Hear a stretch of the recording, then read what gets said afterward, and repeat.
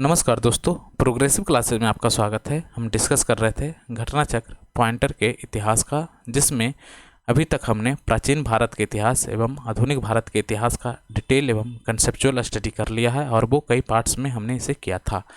जो भी लोग उन पार्ट्स को नहीं देख पाए हैं उनसे निवेदन है, प्लेलिस्ट में जाइए, आप वहाँ से उसे देख पाएंगे या फिर इस वीडियो की डिस्क्रिप्शन में उनके लिंक अवेलेबल हैं, जहाँ से आप उन दोनों पार्ट्स प्राचीन भारत के इतिहास एवं आधुनिक भारत के इतिहास उन दोनों को देख पाइएगा।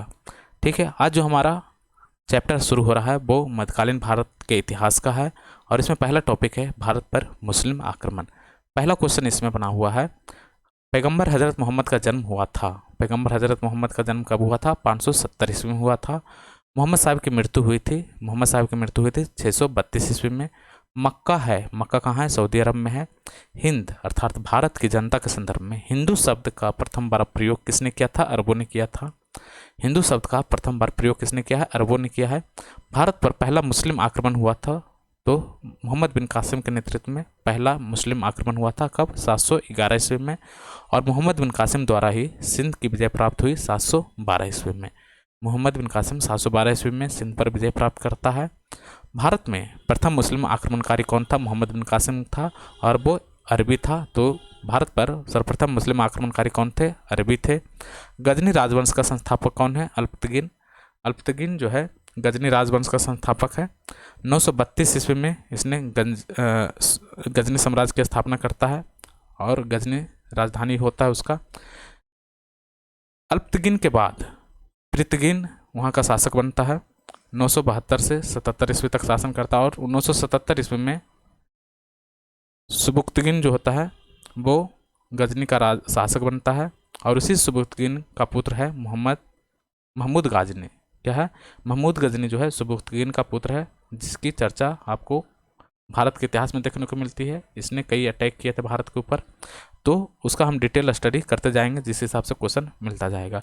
ठीक है, आगे क्वेश्चन पढ़ते हैं। चंदेल शासक महमूद गजनी से पराजित नहीं हुआ था। वह चंदेल शासक जो महमूद गजनी से पराजित नहीं हुआ था वो था विद्याधर।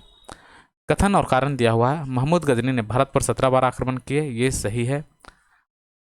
कारण, वह भारत में अस्थायी मुस्लिम शासन की स्थापना करना चाहता था, तो ये गलत स्टेटमेंट है। वो अस्थायी मुस्लिम शासन स्थापना नहीं करता था, बल्कि वो लूट की नीयत से भारत पर लगातार अटैक करता रहता था।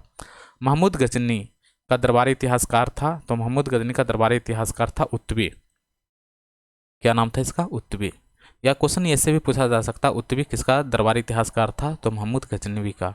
शहनामा का लेखक फिरदौसी महमूद गजनी के दरबार में रहता था। महमूद गजनी के साथ भारत आने वाला प्रसिद्ध इतिहासकार एवं मुस्लिम विद्वान कौन है? अलबरूनी। अलबरूनी का नाम आपने सुना होगा। किताबुल हिंद उसकी एक प्रसिद्ध पुस्तक है। इसके अलावा कानून अल मसूदी या अल हयात, इस तरह की भी पुस्तक है इसके, अलबरूनी की। तारीख उल हिंद, तारीख उल हिंद भी अलबरूनी की पुस्तक है। ठीक है, तो अलबरूनी की पुस्तक किताब उल हिंद काफ़ी फेमस है और इससे हमें उस समय की जो भी परिस्थितियाँ थी और शासन था, अटैक था, उसके बारे में हमको विशिष्ट जानकारी मिलती है। अलबरूनी भारत आया था। अलबरूनी भारत कब आया था? 11वीं शताब्दी में आया था। अलबरूनी का संबंध में सत्य कथन है, तो वह एक धर्मनिरपेक्ष लेखक नहीं था। ये सत्य कथन है, वह एक धर्मनिरपेक्ष लेखक नहीं था। उसका ग्रंथ उस समय के जीवंत भारत से प्रभावित था, ये सही है। वह संस्कृत का विद्वान था, ये भी सही है। और त्रिकोणमिति का विशेषज्ञ था, ये भी सही है। तो अलबरूनी जो है एक धर्मनिरपेक्ष लेखक नहीं था, ये सही है। उसका ग्रंथ उस समय के जीवंत भारत से प्रभावित था, ये भी सही है। वह संस्कृत का विद्वान था, ये सही है। और वह त्रिकोणमिति का भी विशेषज्ञ था। पुराणों का अध्ययन करने वाला प्रथम मुसलमान कौन था? अलबरूनी पुराणों का अध्ययन करने वाला प्रथम मुसलमान था। एक तरफ संस्कृत मुद्रा लेख के साथ चांदी के सिक्के निर्गत किए महमूद गजनवी ने। संस्कृत मुद्रा लेख के साथ चांदी के सिक्के किसने निर्गत किए थे? महमूद गजनवी ने। काफ़ी फेमस क्वेश्चन है और कई बार ये क्वेश्चन पूछा जा चुका है। संस्कृत मुद्रा लेख के साथ चांदी के सिक्के निर्गत किए थे महमूद गजनवी ने। मध्य एशिया का शासक जिसने 1192 ईस्वी में उत्तर भारत को जीता था। तो मध्य एशिया का शासक जिसने 1192 ईस्वी में उत्तर भारत को जीता था, शहाबुद्दीन महमूद गौरी। तो शमसुद्दीन जो मोहम्मद गौरी है, ये गजनी के अधीन एक छोटा सा राज्य था गौर, वहाँ का ये शासक बना था 1173 ईस्वी में, और 1175 ईस्वी में इसने मुल्तान के विरुद्ध पहला अटैक किया। और मोहम्मद गोरी का जो दूसरा आक्रमण होता है वो पाटन गुजरात में है, 1178 ईस्वी में यहाँ पर अटैक करता है, जहाँ भीम द्वितीय वहाँ का शासक है पाटन गुजरात का, और इसको भीम द्वितीय जो है मोहम्मद गोरी को बुरी तरह से पराजित करता है। तो ये क्वेश्चन कई बार पूछा गया है कि वह कौन सा शासक था जो मोहम्मद गोरी को बुरी तरह से परास्त किया था, तो वो भीम द्वितीय पाटन का शासक था गुजरात का, उसने भीम द्वितीय को पूरी तरह से परास्त किया था। ठीक है, तो मोहम्मद गोरी के बारे में इतनी सारी चीज़ें हैं। मोहम्मद गोरी के बारे में और भी थोड़ा डिटेल थोड़ा चर्चा कर लेते हैं जो फेमस है और क्वेश्चन में कई बार पूछा गया है। तराइन का युद्ध होता है, आपको पता होगा, 1191 ईस्वी में गोरी और पृथ्वीराज के बीच में। 1191 ईस्वी में गोरी और पृथ्वीराज के बीच में होता है तराइन का युद्ध, प्रथम युद्ध। दूसरा होता है 1192 में तराइन का द्वितीय युद्ध। और तो इन दोनों में ही जो है, जैसे पहला वाले में चौहान पृथ्वीराज चौहान विजय प्राप्त करता है, दूसरे में गोरी विजय प्राप्त करता है।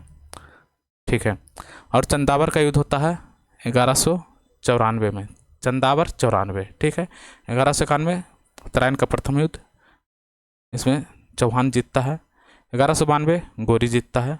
1194 तराइन का युद्ध होता है, सॉरी चंदावर का युद्ध होता है 94 में चंदावर, और गोरी और जयचंद के बीच में होता है। चंदावर किसके बीच में होता है? 94 में जयचंद के बीच में। ठीक है, चंद है सब, तो गोरी और चंद के बीच में होता है 1194 में, इसमें गोरी विजय प्राप्त करता है। ठीक है, आगे बढ़ते हैं। मोहम्मद गोरी को सर्वप्रथम पराजित किया था, तो मोहम्मद गोरी को सर्वप्रथम भीम द्वितीय ने अथवा मूलराज द्वितीय ने, पाटन का जो शासक था, उसने पराजित किया था। मोहम्मद गोरी ने जयचंद को पराजित किया था चंदावर के युद्ध में। चंदावर के युद्ध में 1194 ईस्वी में हुआ था, यहाँ पर हमने चर्चा किया, जयचंद को पराजित किया। वह युद्ध जिसमें भारत में मुस्लिम शक्ति की स्थापना हुई थी, तो तराइन का द्वितीय युद्ध, यहाँ पर पृथ्वीराज चौहान बुरी तरह से हार जाता है, और इस तरह से कह सकते हैं मुस्लिम शक्ति की स्थापना यहाँ से शुरू हो जाती है। भारत पर आक्रमण करने वाला व्यक्तियों का सही क्रम है, तो महमूद गजनी, मोहम्मद गोरी, चंगेज खां और तैमूर।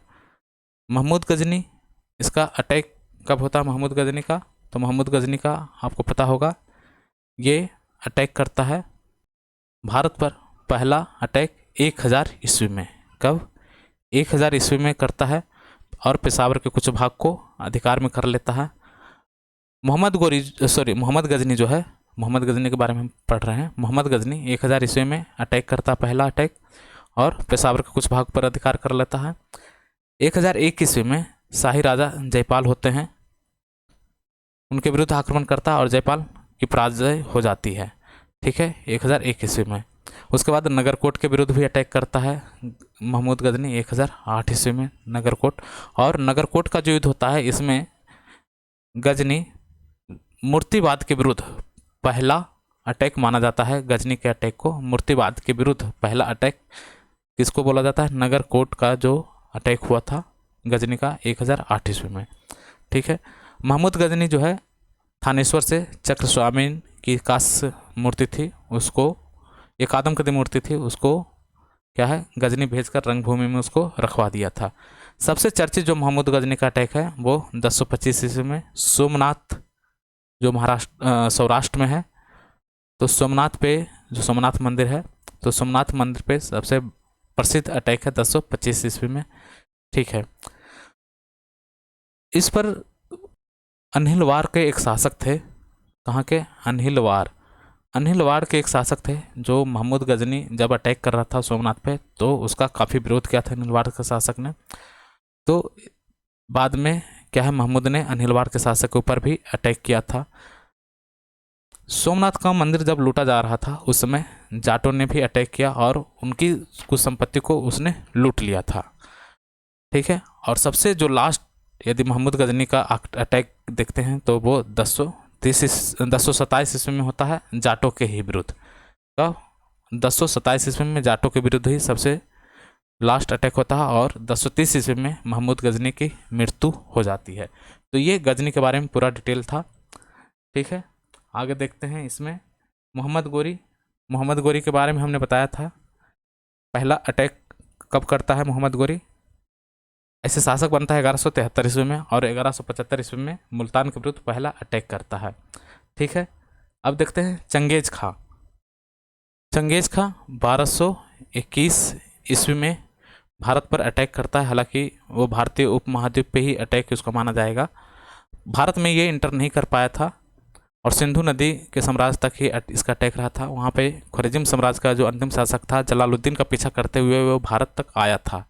कब? 1221 ईस्वी में। तो इस तरह से यदि देखें तो महमूद गजनी 1000 ईस्वी यदि इसको मानेंगे, मोहम्मद गोरी 1175 मानेंगे, गजनी 1221 मानेंगे। ठीक है, तो इस तरह से देखें तो गजनी पहले आएगा, गोरी आएगा, फिर चंगेज खां आएगा, उसके बाद तैमूर आएगा। तैमूर का अटैक कब हुआ था? तैमूर का अटैक होता है 1398 ईस्वी में। 1398 ईस्वी में उस समय भारत पर शासन किसका था? नसरुद्दीन महमूद शाह। नसरुद्दीन महमूद शाह, ये काफ़ी इंपॉर्टेंट क्वेश्चन है, बार बार पूछा जाता है। तो इस सीरीज से हमने काफ़ी कुछ डिटेल में अध्ययन कर लिया। महमूद गजनी 1000, मोहम्मद गोरी 1175, चंगेज खां 1221 और 1398 तैमूर लंग। तैमूर लंग के समय भारत पर शासन किसका था? नसरुद्दीन महमूद शाह का। ठीक है, अगला क्वेश्चन पढ़ते हैं। वह मुस्लिम शासक जिसके सिक्कों पर देवी लक्ष्मी की आकृति बनी हुई है। तो देवी लक्ष्मी की आकृति किसके सिक्कों पर बनी हुई है? मोहम्मद गोरी के सिक्कों पर देवी लक्ष्मी की आकृति बनी हुई है। भारत में मोहम्मद गोरी ने प्रथम अख्ता प्रदान किया था। प्रथम अख्ता किसे प्रदान किया था मोहम्मद गोरी ने? कुतुबुद्दीन ऐबक को। कुतुबुद्दीन ऐबक ही गुलाम वंश का संस्थापक है, और 1206 ईस्वी में गुलाम वंश की स्थापना हो जाती है। ठीक है, और इसे प्रथम एकता प्रदान किया गया। मोहम्मद गोरी जिसने बंगाल एवं बिहार पर विजय प्राप्त की थी। मोहम्मद गोरी जिसने बंगाल एवं बिहार पर विजय प्राप्त की थी था बख्तियार खिलजी का दास। मोहम्मद गोरी जिसने बंगाल एवं बिहार पर विजय प्राप्त की थी था बख्तियार खिलजी का दास। हमें लगता है ये थोड़ा उल्टा लिखा हुआ है। बख्तियार खिलजी जो था वो कुतुबुद्दीन ऐबक का गुलाम था, और कुतुबुद्दीन ऐबक मोहम्मद गोरी का गुलाम था। ठीक है, आगे बढ़ते हैं। दिल्ली सल्तनत, गुलाम वंश का संस्थापक था कुतुबुद्दीन ऐबक। दिल्ली सल्तनत का सुल्तान जो लाल बख्श के नाम से जाना जाता है, कुतुबुद्दीन ऐबक, लाखों का दाता कहा जाता है इसे। कुतुबुद्दीन ऐबक द्वारा बनवाया गया 2.5 दिन का झोपड़ा एक क्या है? मस्जिद है। 2.5 दिन का झोपड़ा क्या है? एक मस्जिद है। प्रसिद्ध कुतुब मीनार के निर्माण में योगदान दिया था कुतुबुद्दीन ऐबक, इल्तुतमिश एवं फिरोज शाह तुगलक ने। ये क्वेश्चन कई बार पूछा गया है। कुतुब मीनार के निर्माण में योगदान किसने दिया था? कुतुबुद्दीन ऐबक, इल्तुतमिश एवं फिरोज शाह तुगलक ने। देखिए, इल्तुतमिश के समय में कुतुब मीनार जो है पूरी तरह से बनकर तैयार हो गया था। बाद में एक छत, जो सबसे ऊपरी छत है, वो टूट गया था, जिसे फिरोज शाह तुगलक ने मरम्मत करवाया था। ठीक है, आगे देखते हैं। कुतुबुद्दीन ऐबक की राजधानी थी, कुतुबुद्दीन ऐबक की राजधानी लाहौर। सुल्तान कुतुबुद्दीन ऐबक की मृत्यु हुई थी चौगान की कीड़ा के दौरान अश्व से गिरने के पश्चात। चौगान खेल रहा था कुतुबुद्दीन ऐबक, वहाँ से अश्व पर से गिरने के कारण कुतुबुद्दीन ऐबक की मृत्यु हो जाती है। दिल्ली को सल्तनत की राजधानी के रूप में स्थापित किया था इल्तुतमिश ने। दिल्ली का वह प्रथम सुल्तान जिसने नियमित सिक्के जारी किए थे तथा दिल्ली को अपने साम्राज्य की राजधानी घोषित किया, तो इल्तुतमिश। देखिए, दिल्ली को साम्राज्य की राजधानी स्थापित कौन कर रहा है? इल्तुतमिश। अभी तक आपने ये नहीं देखा होगा, दिल्ली जो है साम्राज्य की राजधानी बन रहा है। कुतुबुद्दीन ऐबक के समय राजधानी बनता है लाहौर। इल्तुतमिश के समय में पहली बार राजधानी बन रहा है कौन? दिल्ली। दिल्ली का प्रथम मुस्लिम शासक था इल्तुतमिश। गुलामों का गुलाम कहा गया इल्तुतमिश को। मध्यकालीन भारत की प्रथम महिला शासक थी रजिया सुल्तान। अगला क्वेश्चन देखते हैं। मंगोल आक्रमणकारी चंगेज खां भारत की उत्तर पश्चिमी सीमा पर आया था इल्तुतमिश के समय में।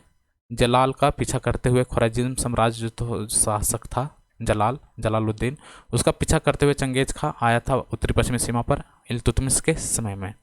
कब आया था? 1221 ईस्वी में। मंगोल प्रथम बार सिंधु के तट पर देखे गए थे इल्तुतमिश के शासनकाल में। चंगेज खां का मूल नाम था तेमुचिन। चंगेज खां का मूल नाम क्या था? तेमुचिन। इल्तुतमिश ने बिहार में अपना प्रथम सूबेदार किसे नियुक्त किया? मलिक जानी को। रजिया बेगम को सत्ताच्युत करने में हाथ था तुर्कों का। रजिया बेगम को सत्ताच्युत किसने किया था? तुर्कों ने किया था। दिल्ली के सुल्तान बलबन का पूरा नाम क्या था? गयासुद्दीन बलबन। दिल्ली का वह सुल्तान जिसके विषय में कहा गया कि उसने रक्त और लौह की नीति अपनाई थी, बलबन रक्त और लौह की नीति अपनाता है। रक्त और लौह की नीति क्या है? एक काफ़ी कठोर नीति थी, रक्तौलोह की नीति। इसमें चाहे कितने भी अपने हों उनके साथ भी सख्ती बरती गई, और जो भी गुलाम होंगे या फिर उनके दरबारी होंगे सबके साथ इसने सख्ती की नीति अपनाया। और शिष्टा एवं पाबोस की नीति किसने अपनाया था? बलबन ने। ठीक है, बलबन ने कथन दिया हुआ और कारण दिया हुआ। बलबन ने अपने शासन को शक्तिशाली बनाया और सारी सत्ता अपने हाथ में केंद्रित कर ली, ये सही है। वह उत्तर पश्चिम सीमा को मंगोल आक्रमण से सुरक्षित करना चाहता था, ये भी सही है। उस समय इल्तुतमिश के समय मंगोल अटैक हुआ था और वहाँ से एक डर बना हुआ था मंगोल आक्रमण का। बलबन के समय भी मंगोल अटैक हुआ था और यहाँ तक कि उसका एक पुत्र मंगोलों से लड़ते हुए खेत भी हुआ था। तो मंगोल अटैक हो रहा था बलबन के समय में, इसी कारण उसने अपने आप को, अपने शासन को शक्तिशाली बनाया और सारी सत्ता का केंद्र अपने हाथों में लिया। ठीक है, अपनी शक्ति को समेकित करने के बाद बलबन ने धारण किए थे जिले इलाही। जिले इलाही की उपाधि सबसे पहले किसने धारण कर रहा है? ये बलबन ने किया था, जिले इलाही। भारत में प्रसिद्ध फारसी त्यौहार नौरोज किसने शुरू किया था? बलबन ने। बलबन के संदर्भ में सत्कथन है, उसने नियामत खुदाई के सिद्धांत का प्रतिपादन किया था, ये सही है। नियामत खुदाई का सिद्धांत का प्रतिपादन किया। उसने तुर्कान चहलगानी के प्रभाव को समाप्त कर दिया था। तुर्कान चहलगानी, इसकी स्थापना की थी इल्तुतमिश ने। तुर्कान चहलगानी एक्चुअली ये 40 तुर्क सरदारों का एक समूह था जो इल्तुतमिश के शासन में सहयोग करते थे। उसे समाप्त कर दिया किसने? बलबन ने। और सभी तुर्कों को अपने सिजदा और पापोस की नीति के तहत अपने घुटनों पर ले आया। इस तरह से जो तुर्क सरदार थे उसको इसने कमज़ोर कर लिया और सारी शक्ति अपने हाथों में नियंत्रित कर लिया था। तुर्कान चहलगानी को समाप्त किसने कर दिया? बलबन ने समाप्त कर दिया था। उसने मंगोलों के विद्रोह का दमन किया, ये भी सही है। नसरुद्दीन महमूद ने उसे उलुग खां की उपाधि दी थी, ये भी सही है। नसरुद्दीन महमूद उसे उलुग खां की उपाधि देता है। नसरुद्दीन महमूद कौन है? बलबन का दामाद था नसरुद्दीन महमूद, जो टोपी सीकर अपना जीवन यापन करता था, नसरुद्दीन महमूद। और उलुग खां की उपाधि नसरुद्दीन महमूद ने दिया था बलबन को। गढ़ मुक्तेश्वर की मस्जिद की दीवारों पर अपने शिलालेख में स्वयं को खलीफा का सहायक कहा बलबन ने। खलीफा का सहायक स्वयं को किसने कहा? बलबन ने कहा है। ठीक है, बलबन के बारे में थोड़ा और डिटेल से चर्चा कर लेते हैं। बलबन तो उलुग खां की उपाधि मिला था उसे। और बलबन के जो दरबारी कवि था वो कौन था? अमीर खुसरो, आपने नाम सुना होगा। अमीर खुसरो का दरबारी कवि था। अमीर खुसरो जो दरबारी कवि था बलबन का। अमीर हसन भी वहाँ पे आपको मिल जाएगा। गुलाम वंश का अंतिम शासक किसे कहा जाता है? वो शमसुद्दीन कैमूर्स। शमसुद्दीन कैमूर्स को गुलाम वंश का अंतिम शासक कहा जाता है। उसके बाद शुरू हो जाता है खिलजी वंश का।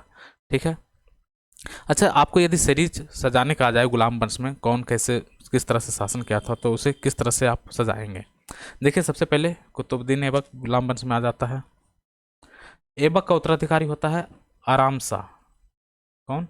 आराम शाह। आराम शाह सिर्फ 8 महीने तक शासन करता है। आराम शाह की हत्या कर देता है कौन? इल्तुतमिश।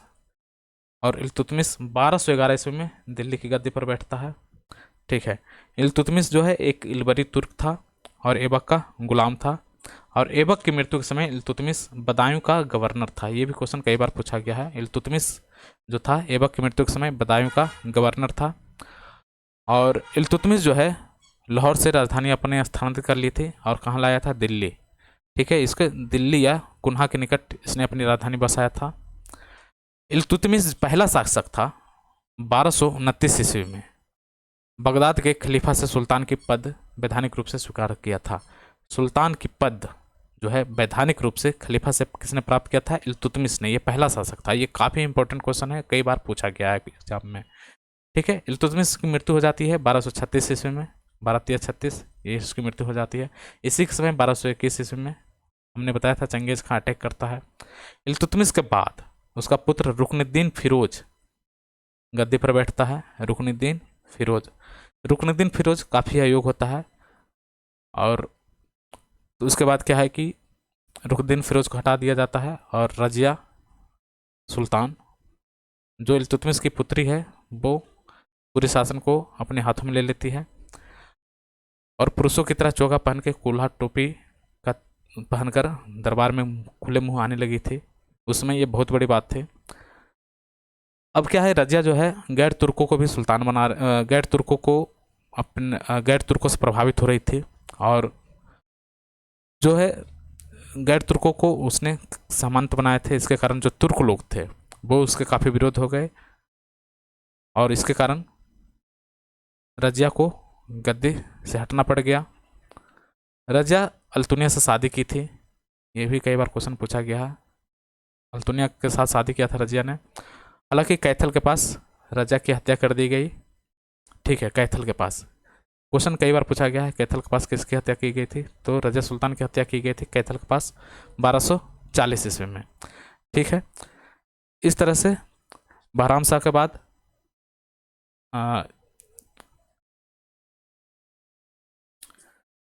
तो हमने देख लिया कुतुबुद्दीन ऐबक के बाद बनता है कौन?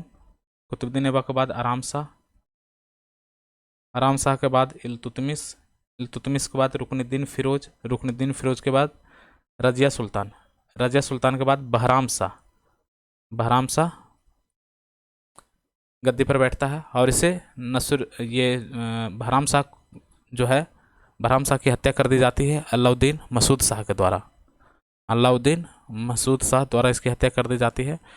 और अलाउद्दीन मसूद शाह को षड्यंत्र के द्वारा बलबन जो है गद्दी से हटा देता है, और किसे? नसरुद्दीन महमूद, जो उसका दामाद था, जो टोपी सीकर अपना जीवन यापन करता था, नसरुद्दीन महमूद को गद्दी पर बैठाता है। फिर बाद में बलबन खुद गद्दी पर बैठ जाता है। तो इस तरह से पूरा शासन चलता है। बलबन के बारे में हमने देख लिया। और सबसे लास्ट जो शासन बनता है गुलाम वंश का, वो है शमसुद्दीन कैमूर्स। ठीक है, अब अगला देखते हैं खिलजी वंश। जब उसने राजत्व किंगशिप प्राप्त किया तो वह शरीयत के नियमों और आदेशों से पूर्णतः स्वतंत्र था। बर्ने ने यह कथन जिस सुल्तान के लिए कहा था वह था अलाउद्दीन खिलजी के बारे में। देखिए, जो खिलजी का जो शासन आता है ना, उसे खिलजी क्रांति भी कहा जाता है। क्रांति वो होता है जो एक पूरी व्यवस्था में परिवर्तन लाने की क्षमता रखता है, उसे क्रांति कहा जाता है। अलाउद्दीन खिलजी जो है एक लो कैटेगरी का तुर्क था, लेकिन वो अपनी क्षमता के हिसाब से वो शासन पर आता है। और जब उसने किंगशिप प्राप्त किया तो शरीयत के नियमों और आदेशों से पूर्णतः स्वतंत्र था। उसने शरीयत के नियमों और आदेशों का पालन नहीं किया। ये कथन अलाउद्दीन खिलजी के बारे में कहा जाता है। वह सुल्तान जो नया धर्म चलाना चाहता था, किंतु उलेमा लोगों ने इसका विरोध किया। तो अलाउद्दीन खिलजी के बारे में कहा जाता है कि वो अपने आप को दूसरा सिकंदर मानता था, और सिकंदर सानी की भी उपाधि उसने लिया था। ठीक है, और वो नया धर्म भी चलाना चाहता था, लेकिन उलेमा लोग ने इसका विरोध किया। दिल्ली का सुल्तान जिसने सिकंदर सानी की मनोपाधि धारण की थी, अलाउद्दीन खिलजी। अलाउद्दीन खिलजी का प्रसिद्ध सेनापति जिसकी मंगोलों के विरुद्ध लड़ते हुए मृत्यु हुई थी, तो जफर खां, जफर खां अलाउद्दीन के अगेंस्ट लड़ते हुए मारा गया था। अगला क्वेश्चन है, रानी पद्मिनी का नाम अलाउद्दीन की चित्तौड़ विजय से जोड़ा जाता है। उनके पति का नाम क्या है? तो रानी पद्मावती के पद्मिनी की जो पति का नाम है राणा रतन सिंह। आपने पद्मावती मूवी देखा होगा। कथन और कारण दिया हुआ, अलाउद्दीन के दक्षिणी अभियान धन प्राप्ति के से थे, ये सही है। यह दक्षिणी राज्यों को कब्जे में करना चाहता था, ये गलत है। दक्षिणी राज्यों को उसने कब्जे में नहीं करना चाहता था, धन प्राप्ति उसका उद्देश्य था। अलाउद्दीन खिलजी के आक्रमण के समय देवगिरी का शासक कौन था? रामचंद्र देव। वह सुल्तान जिसके काल में खालिशा भूमि अधिक पैमाने पर विकसित की गई। खालिशा भूमि अलाउद्दीन खिलजी के समय में अधिक विकसित की गई, खालिशा भूमि। ठीक है, वह सुल्तान जिसके बारे में कहा जाता है कि उसने भूमि कर को उत्पादन के 50% तक तय कर दिया था। तो भूमि कर उत्पादन का 50% अलाउद्दीन खिलजी के समय में था। अलाउद्दीन खिलजी के संबंध में सही कथन है, तो उसने कृष्ट जमीनों के पैमाइश के बाद जमीन की मालगुजारी वसूली की, ये सही है। उसने प्रांतों के गवर्नर के अधिकार को समाप्त किया, ये भी सही है। प्रांतों के गवर्नरों का अधिकार को समाप्त कर दिया इसने, अलाउद्दीन खिलजी ने। और कृष्ट जमीनों की पैमाइश के बाद जमीन की मालगुजारी वसूली की। कथन और कारण दिया हुआ, अलाउद्दीन खिलजी ने दिल्ली में मूल नियंत्रण लागू किया। तो मूल नियंत्रण या बाजार नियंत्रण जो है अलाउद्दीन खिलजी का काफ़ी फेमस है और प्रसिद्ध रहा है ये, अलाउद्दीन खिलजी का बाजार नियंत्रण प्रणाली। तो अलाउद्दीन खिलजी ने मूल नियंत्रण लागू किया, ये सही स्टेटमेंट है। वह दिल्ली में अपने राजभवन के निर्माण में लगे हुए कारीगरों को कम वेतन देना चाहता था, कारण में दिया हुआ, तो ये गलत है, पूरी तरह से गलत है। मूल नियंत्रण किया था उसने घोड़ा के दागने की प्रथा भी शुरू की थी। उसने अपने सैन्य शासन को काफ़ी मजबूत किया था, क्योंकि मंगोल अटैक हो रहा था और उसे अपने किंगशिप को भी बचाना था, क्योंकि वो एक तरह का रिवोल्यूशनरी शासक था। रिवोल्यूशन उसकी जब उसने जब गद्दी प्राप्त की तो एक तरह का रिवोल्यूशन माना गया। वो शरीयत के नियमों से का उल्लंघन करता था, मतलब पालन उसका नहीं करता था, और वो खुद एक नया धर्म चलाना चाह रहा था। ठीक है, तो इसने सेना को भी काफ़ी स्ट्रॉन्ग किया, बाजार नियंत्रण प्रणाली को स्ट्रॉन्ग किया, और अकाल की स्थिति ना आए इसके लिए उसने गोदाम आदि का भी संरक्षण दिया था। वह सुल्तान जिसने बाजार सुधार लागू किया था किसने? अलाउद्दीन खिलजी ने। मूल नियंत्रण पद्धति को पहली बार लागू किया था अलाउद्दीन खिलजी ने। मूल नियंत्रण प्रणाली को लागू किया। बाजार नियंत्रण प्रथा लागू की थी अलाउद्दीन खिलजी ने। मध्यकालीन शासक जिसने सार्वजनिक वितरण प्रणाली पीडीएस प्रणाली मध्यकाल में किसने शुरू किया? अलाउद्दीन खिलजी ने। घरी तथा गृह कर लगाने वाला दिल्ली का प्रथम सुल्तान कौन था? अलाउद्दीन खिलजी। 1306 ईस्वी के बाद अलाउद्दीन खिलजी के समय दिल्ली के सुल्तान तथा मंगोलों की बीच सीमा थी, तो सिंधु नदी दिल्ली के सुल्तान और मंगोलों के बीच की सीमा थी। अलाउद्दीन खिलजी के बारे में थोड़ा सा डिटेल ले लेते हैं। अलाउद्दीन खिलजी जो है 1290 ईस्वी में गुलाम वंश का शासन को समाप्त करता है, और जलालुद्दीन फिरोज खिलजी, अलाउद्दीन नहीं सॉरी, 1290 ईस्वी में शमसुद्दीन कुमिर्स की हत्या करता है कौन? जलालुद्दीन खिलजी। और जलालुद्दीन खिलजी ने खिलजी वंश की स्थापना की। खिलजी वंश की स्थापना किसने किया था? जलालुद्दीन खिलजी ने। कब किया था? 1290 ईस्वी में। और किला खोरी को अपनी राजधानी बनाया था। किसे? किलो खोरी को। ठीक है, जलालुद्दीन खिलजी की हत्या कर देता अलाउद्दीन खिलजी। कहाँ? काड़ा मनिकपुर प्रयाग में। और अलाउद्दीन खिलजी शासक बन जाता है। उसका बचपन का नाम था अली अथवा गुरसास्प बोलते हैं, अलाउद्दीन खिलजी जो है सेना को नगद वेतन देता है, अस्थायी सेना रखता है, और घोड़ा दागने और सैनिक का हुलिया प्रथा रखने की शुरुआत अलाउद्दीन खिलजी ने किया। भू राजस्व की दर 1/2 कर दिया था, ये हमने ऊपर देखा था। और खम्स एक होता है जिसे हम बोलते हैं लूट का धन। जब लूटने जाएंगे तो खून बहेगा, तो इसी कारण खम्स इस तरह से याद कर लीजिए। तो खम्स में जो है हिस्सा लूट के धन में पहले 1/4 होता था, उसके जगह पर बोला नहीं 3/4 होगा, तो 3/4 हिस्सा सुल्तान का हिस्सा होने लग गया था। ठीक है, बाकी बेईमानी वगैरह रोकने के लिए भी इसने काफ़ी प्रयास किए। ऐसा कहा जाता था कि जितना कम तोलोगे उतना उस व्यक्ति के शरीर का मांस निकाल लिया जाएगा। ठीक है, इसी समय आपने मलिक काफूर को देखा होगा पद्मावती मूवी में। तो मलिक काफूर जो था दक्षिण भारत के विजय पर जाता है और काफ़ी विजय प्राप्त करता है।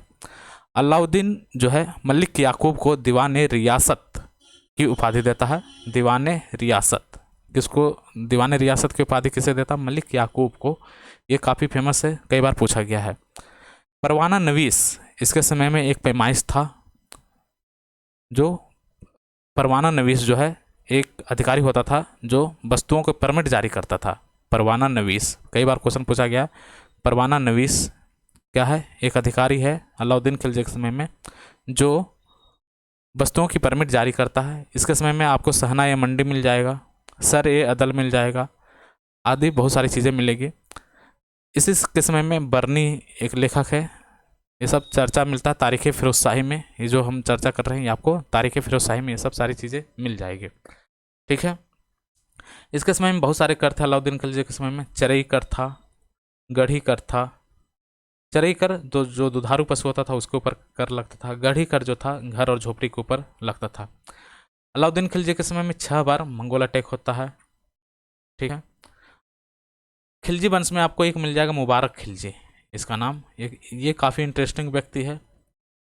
ये कभी कभी दरबार में नंगा दौड़ा करता था, तो इसके बारे में ये सारी चीज़ें हैं। कभी कभी ये स्त्रियों का वस्त्र पहनकर दरबार में आ जाया करता था। कौन? मुबारक खिलजी, अलाउद्दीन खिलजी का पुत्र था ये। ठीक है, मुबारक जो था अपने आप को खलीफा बोलता था। तो इस तरह से खिलजी वंश समाप्त हो जाता है। फिर बाद में उसके बाद आ जाता है तुगलक वंश। तो ठीक है, हम तुगलक वंश के बारे में हम चर्चा कर लेते हैं अभी। अलाउद्दीन खिलजी का वह सेनाध्यक्ष, अलाउद्दीन खिलजी का वह सेनाध्यक्ष जो तुगलक वंश का प्रथम सुल्तान बना। तो गाजी मलिक तुगलक वंश का प्रथम सुल्तान बनता है। गाजी मलिक इसको बोलते हैं गयासुद्दीन तुगलक। ठीक है, गयासुद्दीन तुगलक। ये कब बनता है? 1320 ईस्वी में। 1320 ईस्वी में गयासुद्दीन तुगलक वंश की स्थापना करता है। सबसे अधिक समय तक देश में राज किया तुगलक राजवंशों ने। सबसे अधिक समय तक देश में राज किया किसने?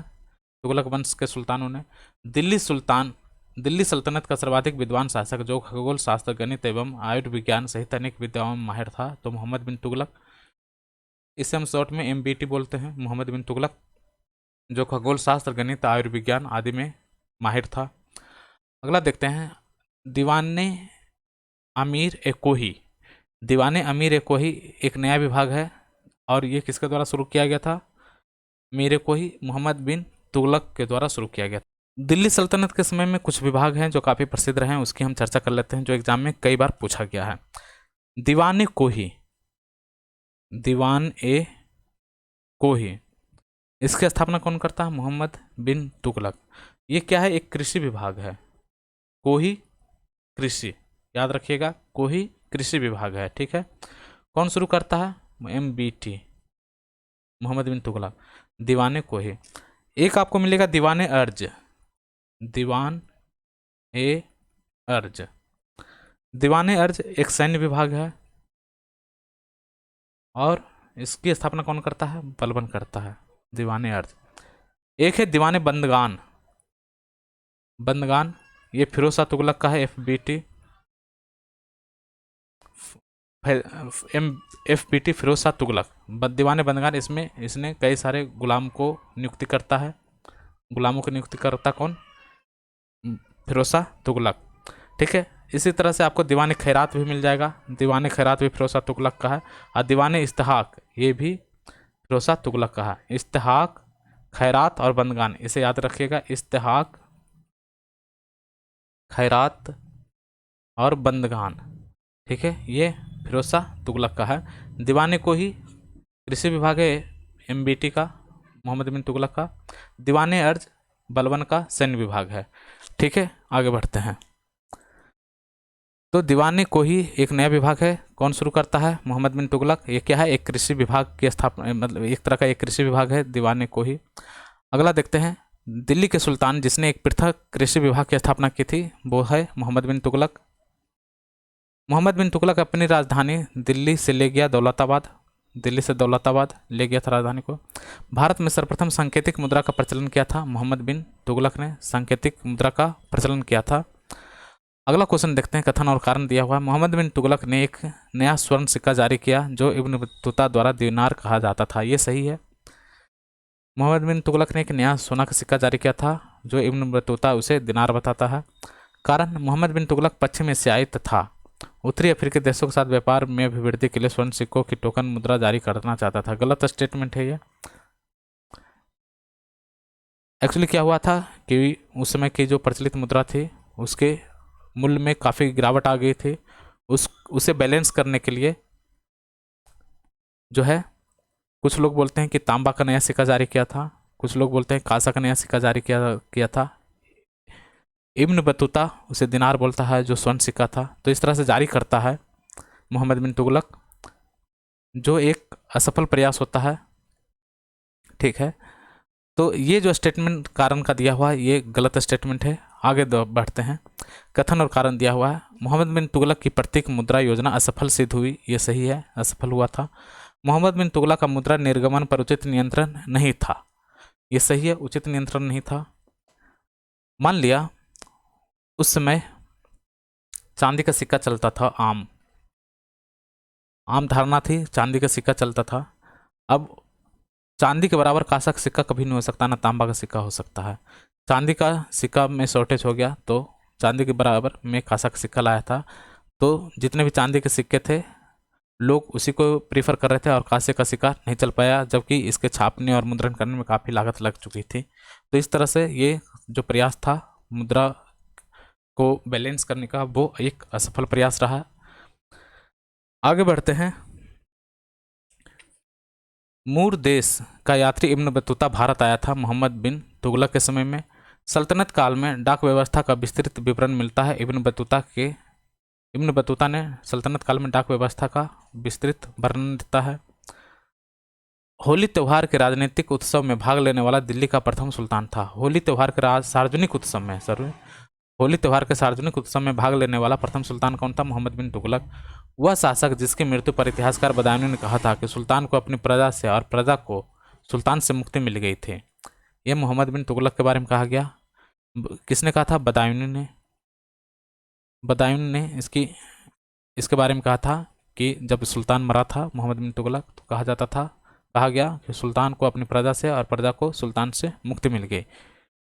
वह सुल्तान जिसने इसका कारण क्या था कि मोहम्मद बिन तुगलक तो था, काफ़ी दूरदर्शी भी था, लेकिन उसके सारे प्रयास असफल हुए। चाहे वो राजधानी परिवर्तन किया, दिल्ली से दौलताबाद ले गया, चाहे वो खुरासन कारचिल का जो अभियान था वो भी असफल रहा, द्वाब क्षेत्र में कर वृद्धि किया था वो भी असफल रहा, सांकेतिक मुद्रा का प्रयास किया था वो भी असफल रहा था।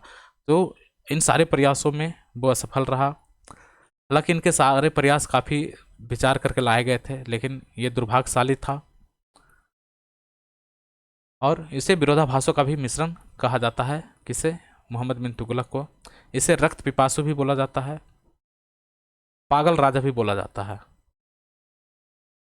तो आप समझ सकते हैं इतनी सारी उपाधियां इसे दी गई थी, तो जनता भी इनसे परेशान हो गई थी और ये भी एक तरह से परेशान हो रखा था। तो जब उसकी मृत्यु हुई तो बदायूनी ने कहा कि सुल्तान को अपनी प्रजा से और प्रजा को सुल्तान से मुक्ति मिल गई। अच्छा, ये हमने कुछ अभी आपको बताया कि उसके कई सारे प्रयास हैं और योजनाएं थी जो असफल रही, जिसके बारे में क्वेश्चन पूछा जाता है कि कब कौन कौन लागू हुआ था। तो एक बार हम उसे भी देख लेते हैं, क्योंकि ये क्वेश्चन कई बार एग्जाम में पूछा गया है। तो पहला जो है, द्वाब क्षेत्र में कर वृद्धि है। द्वाब क्षेत्र में कर वृद्धि कब होता है? 1326-27 में द्वाब क्षेत्र में कर वृद्धि करता है। क्षेत्र में कर वृद्धि एक्चुअली अकाल आया रहता है, लेकिन कुछ वो क्षेत्र को निर्धारित करता है, बोलता है कि हम यहाँ स्पेशल बागवानी या फिर उस तरह का हम कृषि का उत्पादन करेंगे, और अत्यधिक उत्पादन करेंगे, इसकी उत्पादकता अधिक होगी, तो द्वाब क्षेत्र उत्पादकता अधिक होगी। तो इस तरह से एक विशिष्ट क्षेत्र को चयनित करता है। चूंकि अकाल भी आया होता है, तो इस क्षेत्र के अब चयनित किया है इसमें विशिष्ट उत्पादन के लिए, तो यहाँ पर टैक्स की वृद्धि कर दी जाती है, जबकि अन्य जगह पे अकाल आया हुआ होता है। तो ये प्रयास भी असफल हो जाता है। तो द्वाब क्षेत्र में कर वृद्धि करता है 1326 से 27 के बीच में। फिर राजधानी परिवर्तन कर देता है। राजधानी परिवर्तन ये सोचता है कि दिल्ली में जो है मंगोल का अटैक हो सकता है, या दिल्ली जो है काफ़ी नज़दीक है उत्तर पश्चिम एरिया से, तो यहाँ अटैक हो सकता है। जबकि हम यदि दौलताबाद राजधानी लेकर चले जाएंगे जो भारत के मध्य में है, तो यहाँ पर अटैक होने की संभावना कम है। तो ये काफ़ी सोच विचार कर इसने किया था। तो दिल्ली से राजधानी इसने दौलताबाद स्थापित किया 1326 ईस्वी से 27 ईस्वी में। तो यहाँ से सारे जो प्रशासनिक अधिकारी थे और पब्लिक थे, यहाँ से दौलताबाद, दिल्ली से दौलताबाद गई, कुछ लोग रास्ते में मर गए। फिर जब यहाँ देखा कि यहाँ आना एक अच्छा प्रयास नहीं है भविष्य में, क्योंकि फिर दिल्ली जो है वो असुरक्षित हो जाएगी, तो फिर यहाँ से ये वापस लौटता है। तो फिर लौटते समय भी कई लोगों की मृत्यु हो जाती है। ठीक है, तो राजधानी परिवर्तन भी असफल हो जाता है। सांकेतिक मुद्रा का प्रचलन ये करता है 1329 से 30 में। 1329 से 30 में सांकेतिक मुद्रा वाला कब होता है? 1329-30 में। और खुरासन कारचिल अभियान ये भी 1329-30 के बाद का है। खुरासन कारचिल अभियान क्या है? इसमें कम से कम 1 लाख लोगों को भर्ती करता है कि हम कारचिल पर अटैक करेंगे, कारचिल पर अभियान छेड़ेंगे। एक्चुअली यहाँ पर कोई एक गुप्तचर था जो इससे मिला हुआ था, जो अटैक करने पर लोभित किया था। बाद में इस गुप्तचर की मृत्यु हो जाती है और इस तरह से ये अभियान नहीं हो पाता है। और बैठाकर 1 लाख कर्मचारी जो सैनिक थे उसे वेतन उसने दिया, साल भर उसे खिलाया पिलाया, सैनिकों को 1 लाख रुपए वेतन भी दिया। और ये अभियान 1 लाख सैनिकों को उसने वेतन दिया, और ये अभियान हुआ भी नहीं। फिर बाद में इन सैनिकों जो बनाया गया था सैनिक को कारचिल अभियान के लिए, से ध्वस्त कर दिया गया। फिर ये सैनिक भी विद्रोही हो गए। तो इस तरह से ये चारों अभियान थे इसके। आगे बढ़ते हैं। वह सुल्तान जिसने बेरोजगारों को रोजगार दिलवाया। फिरोज शाह तुगलक बेरोजगारों को रोजगार दिलवाया। दिल्ली का वह सुल्तान जिसने बेरोजगारों को के सहतार्थ रोजगार कार्यालय की स्थापना किया था। दीवाने बंदगान जिसे हम बोलते हैं फिरोज शाह तुगलक ने।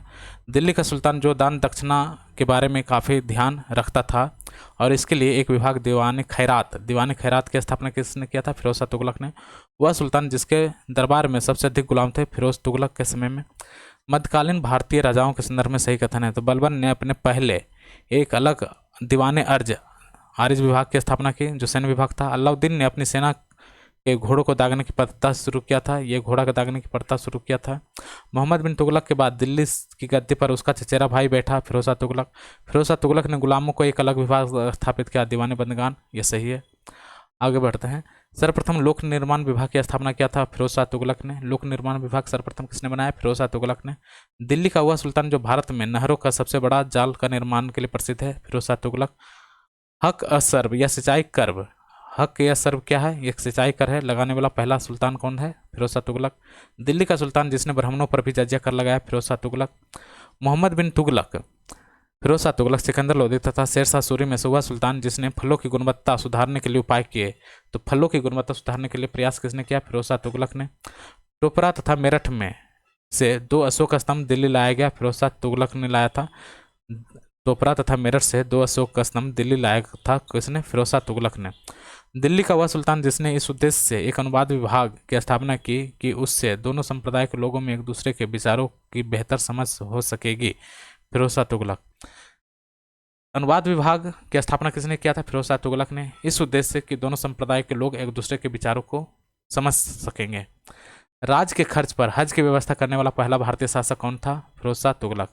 राज के खर्च पर हज की व्यवस्था करने वाला पहला भारतीय शासक कौन था? फिरोज शाह तुगलक। और ये अभी भी चल रहा व्यवस्था, राज के खर्च पर हज की व्यवस्था की जाती है, फिरोज शाह तुगलक के समय शुरू किया गया था। फिरोज शाह तुगलक द्वारा स्थापित दारुल सफ़ा क्या है? एक खैराती अस्पताल है। ये क्वेश्चन कई बार एग्जाम में पूछा जा चुका है। दारुल सफ़ा एक खैराती अस्पताल है।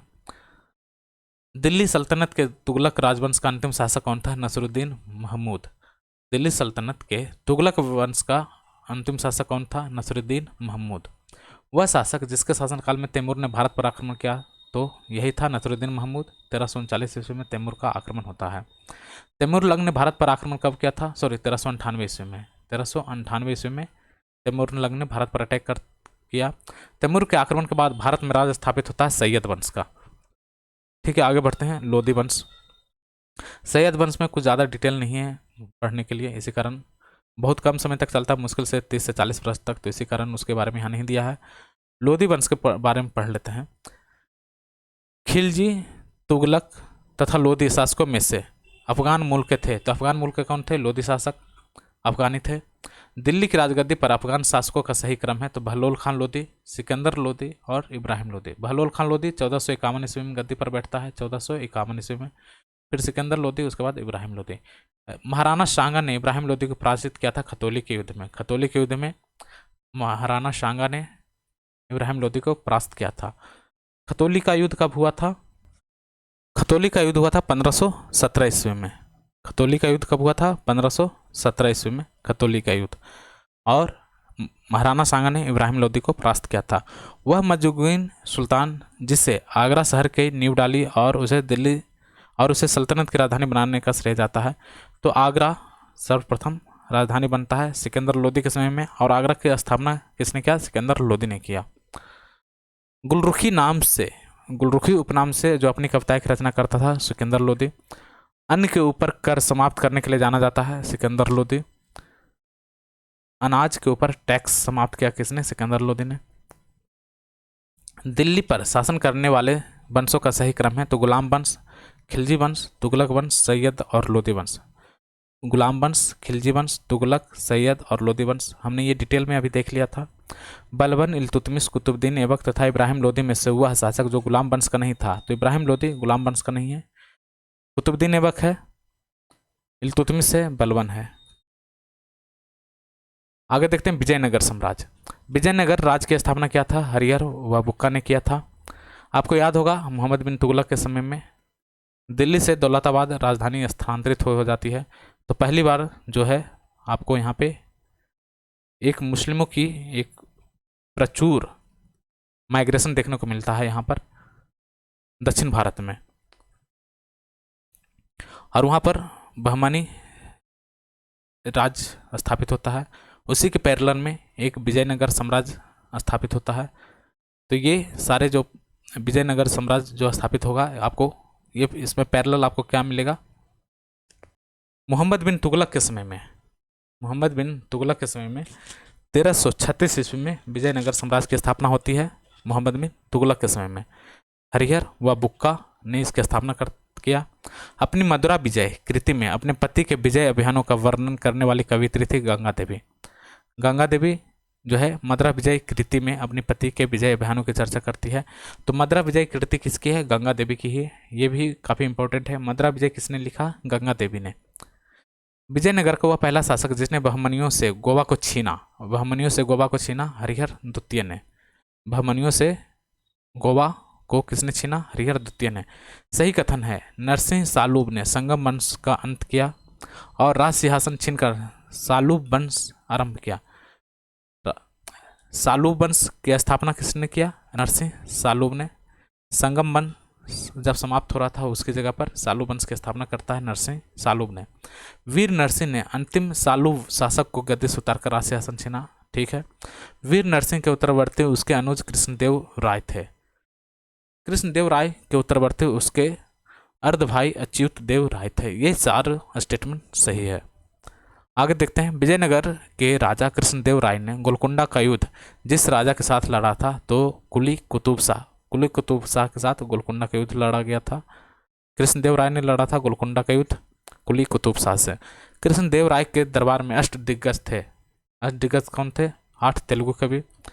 कृष्णदेव राय, राजेंद्र चोल, हरिहर तथा बुक्का में से वो जिसे आंध्र भोज भी कहा जाता है। तो कृष्णदेव राय को आंध्र भोज भी कहा जाता है। प्रसिद्ध विजयनगर शासक कृष्णदेव राय के अधीन स्वर्ण युग था तेलुगु साहित्य का। तेलुगु साहित्य की काफ़ी रचनाएं हुई कृष्णदेव राय के समय में। कृष्णदेव राय ने स्थापना की थी नागलपुर नगर की। कृष्णदेव राय ने नागरपुर नगर की स्थापना की थी। कृष्णदेव राय किस वंश के थे, तुलुब वंश के थे।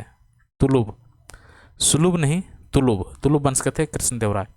विजयनगर का प्रसिद्ध हजारा मंदिर निर्मित हुआ कृष्णदेव राय के शासनकाल में। विजयनगर का प्रसिद्ध हजारा मंदिर कृष्णदेव राय के शासनकाल में निर्मित हुआ। अब्दुल रज्जाक विजयनगर आया था देवराय द्वितीय के समय में। अब्दुल रज्जाक देवराय द्वितीय के समय में आया था विजयनगर। निकालो कोंटी था इटली का एक यात्री था जिसने देवराय प्रथम के समय विजयनगर साम्राज्य की यात्रा की थी।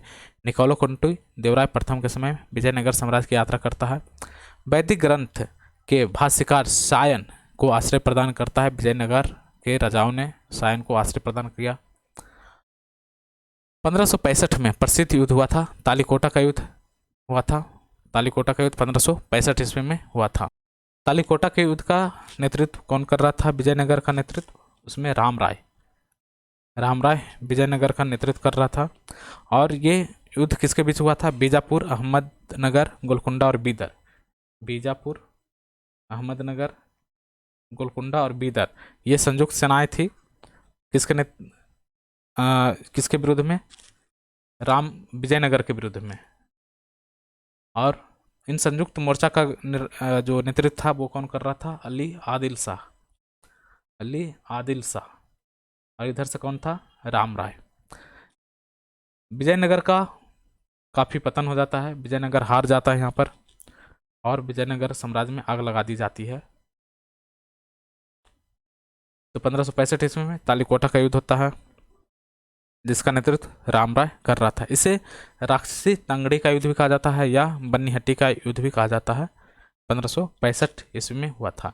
तालीकोटा का युद्ध लड़ा गया था विजयनगर और बीजापुर, अहमदनगर, गोलकुंडा की संयुक्त सेनाओं के बीच में।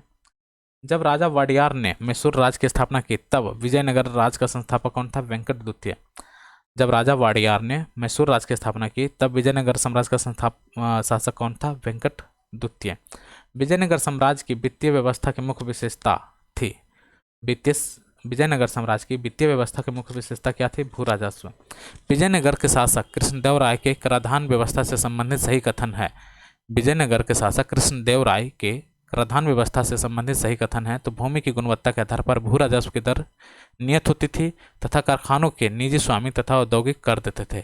कारखानों के निजी स्वामी एक औद्योगिक कर देते थे। देखिए, भूमि की गुणवत्ता के आधार पर भू राजस्व का निर्धारण होता था और कारखाने का जो निजी स्वामी थे औद्योगिक कर देते थे। ठीक है।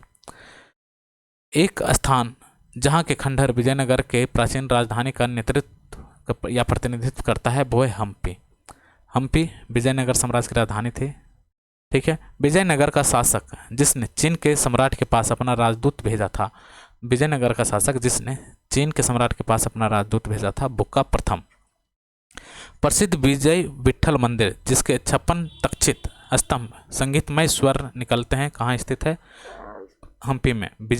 प्रसिद्ध विजय विठल मंदिर जिसके 56 तक्षित स्तंभ संगीतमय स्वर निकलते हैं, कहाँ स्थित है? हम्पी में। अब देखते हैं दिल्ली सल्तनत प्रशासन। इतिहासकार बर्नी ने दिल्ली के सुल्तानों के अधीन भारत में शासन को वास्तव में इस्लामी नहीं माना। फिर से पढ़ते हैं। इतिहासकार बर्नी ने दिल्ली के सुल्तानों के अधीन भारत में शासन को इस वास्तव में इस्लामी नहीं माना, क्योंकि अधिकतर आबादी इस्लाम का अनुसरण नहीं करती थी। अधिकतर आबादी इस्लाम का अनुसरण नहीं करती थी, इसी कारण बर्नी ने दिल्ली सुल्तानों के अधीन शासक को वास्तव रूप में इस्लामी नहीं माना।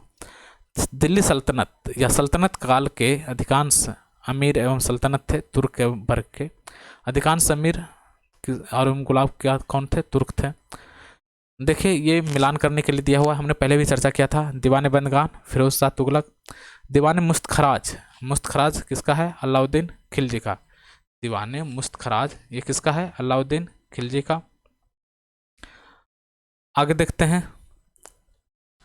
दीवाने कोही मोहम्मद बिन तुगलक का है, दीवाने कोही। ठीक है।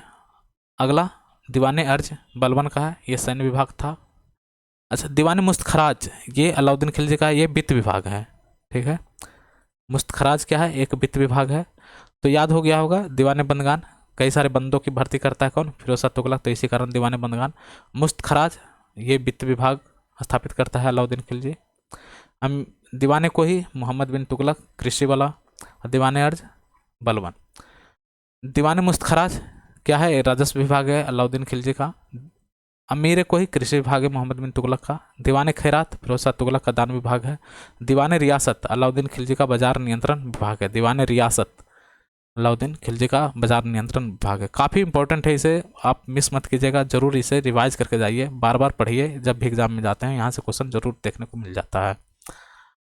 आगे देखते दीवाने अर्ज सेना विभाग से संबंधित है। दीवाने रिसालत धार्मिक मुद्दों से संबंधित है। दीवाने रिसालत धार्मिक मुद्दों से संबंधित है। दीवाने इंसा, इंसा क्या करता? सरकारी पत्र व्यवहार से संबंधित है। इंसा सरकारी पत्र व्यवहार से संबंधित है। दीवाने वजारत वित्तीय मामलों से संबंधित है। दीवाने वजारत वित्तीय मामलों से संबंधित है। बाजार जाएंगे तो वित्त मामला संबंधित होगा ना, तो दीवाने वजारत वित्तीय मामला। दीवाने इंसा सरकारी पत्र व्यवहार से संबंधित है। रिसालत धार्मिक मुद्दा से संबंधित है। वह राजवंश जिसके अंतर्गत विजारत का चरमोत्कर्ष हुआ था, तो तुगलक राजवंश के समय में भूमि उत्पाद पर लगने वाले कर को इंगित करता है खराज, उस्र और मुक्तई। खराज, उस्र और मुक्तई ये क्या था? एक भूमि कर था। देखिए, भूमि कर आपको कई तरह का मिल जाएगा। एक मिलेगा, इसको हम थोड़ा सा डिटेल में देख लेते हैं क्योंकि क्वेश्चन पूछा जाता है। एक मिलेगा खराज, जिसकी हम अभी चर्चा कर रहे हैं। खराज क्या है? गैर मुसलमानों से लिया जाने वाला भूमि कर है। गैर मुसलमान जो उस समय के हिंदू होंगे वो खराज देंगे भूमि कर के रूप में, खराज। और उस्र देंगे मुस्लिम। मुस्लिमों का जो भूमि कर था वो उस्र था, उस्र था। ठीक है। तो खराज और उस्र हो गया। एक होगा जकिया, जजिया। जजिया गैर मुसलमानों पर धार्मिक कर है, और जगात जो है मुसलमानों पर धार्मिक कर है। जकात जो होता था 1/40वां भाग होता था संपत्ति का। ठीक है। तो खराज, उस्र, जजिया और जकात ये चारों हो गया। खराज गैर मुसलमानों पर भूमि कर, उस्र मुसलमानों पर भूमि कर, जजिया गैर मुसलमानों का धार्मिक कर, और जकात मुसलमानों का धार्मिक कर। ठीक है। भारत का मध्यकालीन शासक जिसने एकता व्यवस्था की प्रारंभ की थी, तो एकता व्यवस्था प्रारंभ किया था इल्तुतमिश ने। सल्तनत काल में भू राजस्व का सर्वोच्च ग्रामीण अधिकारी कौन था? तो सल्तनत काल में भू राजस्व का सर्वाधिक ग्रामीण अधिकारी था चौधरी। ये देखिए, बीपीएससी का जो 68 का पीटी हुआ था उसमें क्वेश्चन पूछा गया था, भू राजस्व का सर्वोच्च ग्रामीण अधिकारी कौन था? भू राजस्व का सर्वोच्च ग्रामीण अधिकारी था चौधरी। सर्व कर लगाया जाता है। सर्व का अर्थ सिंचाई कर है, सर्व। जवाबीत का संबंध है राज कानून से। जवाबीत का संबंध किससे है? राज कानून से। इसे आप ऐसे याद कर सकते हैं, राज कानून का उल्लंघन करेंगे तो आपको जवाब देना पड़ेगा। राज्य कानून का उल्लंघन करेंगे तो जवाब देना पड़ेगा। जवाबीत का संबंध किससे है? राज कानून से। हदीस क्या है? एक इस्लामिक कानून है। सल्तनत काल में फवाजिल का अर्थ है तो इक़्तिदारों द्वारा सरकारी खजानों में जमा की जाने वाली अतिरिक्त राशि। फवाजिल मतलब फाजिल। फाजिल मतलब क्या होता है? जो एक्स्ट्रा हो गया। तो एक्स्ट्रा जो होता था फवाजिल, इक़्तिदारों द्वारा सरकारी खजानों में जमा की जाने वाली अतिरिक्त राशि होती थी। सल्तनत काल की दो प्रमुख मुद्राएं हैं तो जीतल और टंका। जीटी, जीटी जो है सल्तनत काल का दो मुख्य मुद्रा है, जीतल और टंका। टंका नामक चांदी का सिक्का चलाया था इल्तुतमिश ने। टंका क्या होता था? चांदी का सिक्का होता था। जितल तांबा होता था। जितल, तल से तांबा, ठीक है। और टंका क्या होता था? चांदी का टंका, ठीक है। इल्तुतमिश ने शुरू किया था टंका को। सल्तनत काल के सिक्के टंका, ससगनी और जितल थे, चांदी और तांबा का।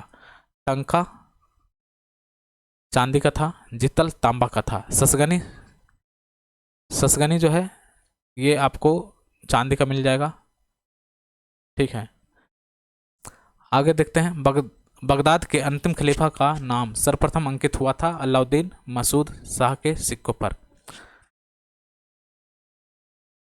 बगदाद के अंतिम खलीफा का नाम सर्वप्रथम अंकित हुआ है अलाउद्दीन मसूद शाह के सिक्कों पर। बगदाद के अंतिम खलीफा का नाम कहाँ मिल जाएगा? अलाउद्दीन मसूद शाह के सिक्कों पर। दिल्ली सल्तनत के कला एवं स्थापत्य को देख लेते हैं। अलाई दरवाजा का निर्माण किया था अलाउद्दीन खिलजी ने। कुतुबुद्दीन ऐबक इल्तुतमिश अलाउद्दीन खिलजी तथा फिरोजा तुगलक में से हुआ है जिसने कुतुब मीनार के निर्माण में योगदान नहीं दिया, तो अलाउद्दीन खिलजी ने योगदान नहीं दिया। कुतुबुद्दीन ऐबक इल्तुतमिश और फिरोजा तुगलक ने दिया था। वह सुल्तान जिसने कुतुब मीनार की 5वीं मंजिल का निर्माण करवाया, तो फिरोजा तुगलक।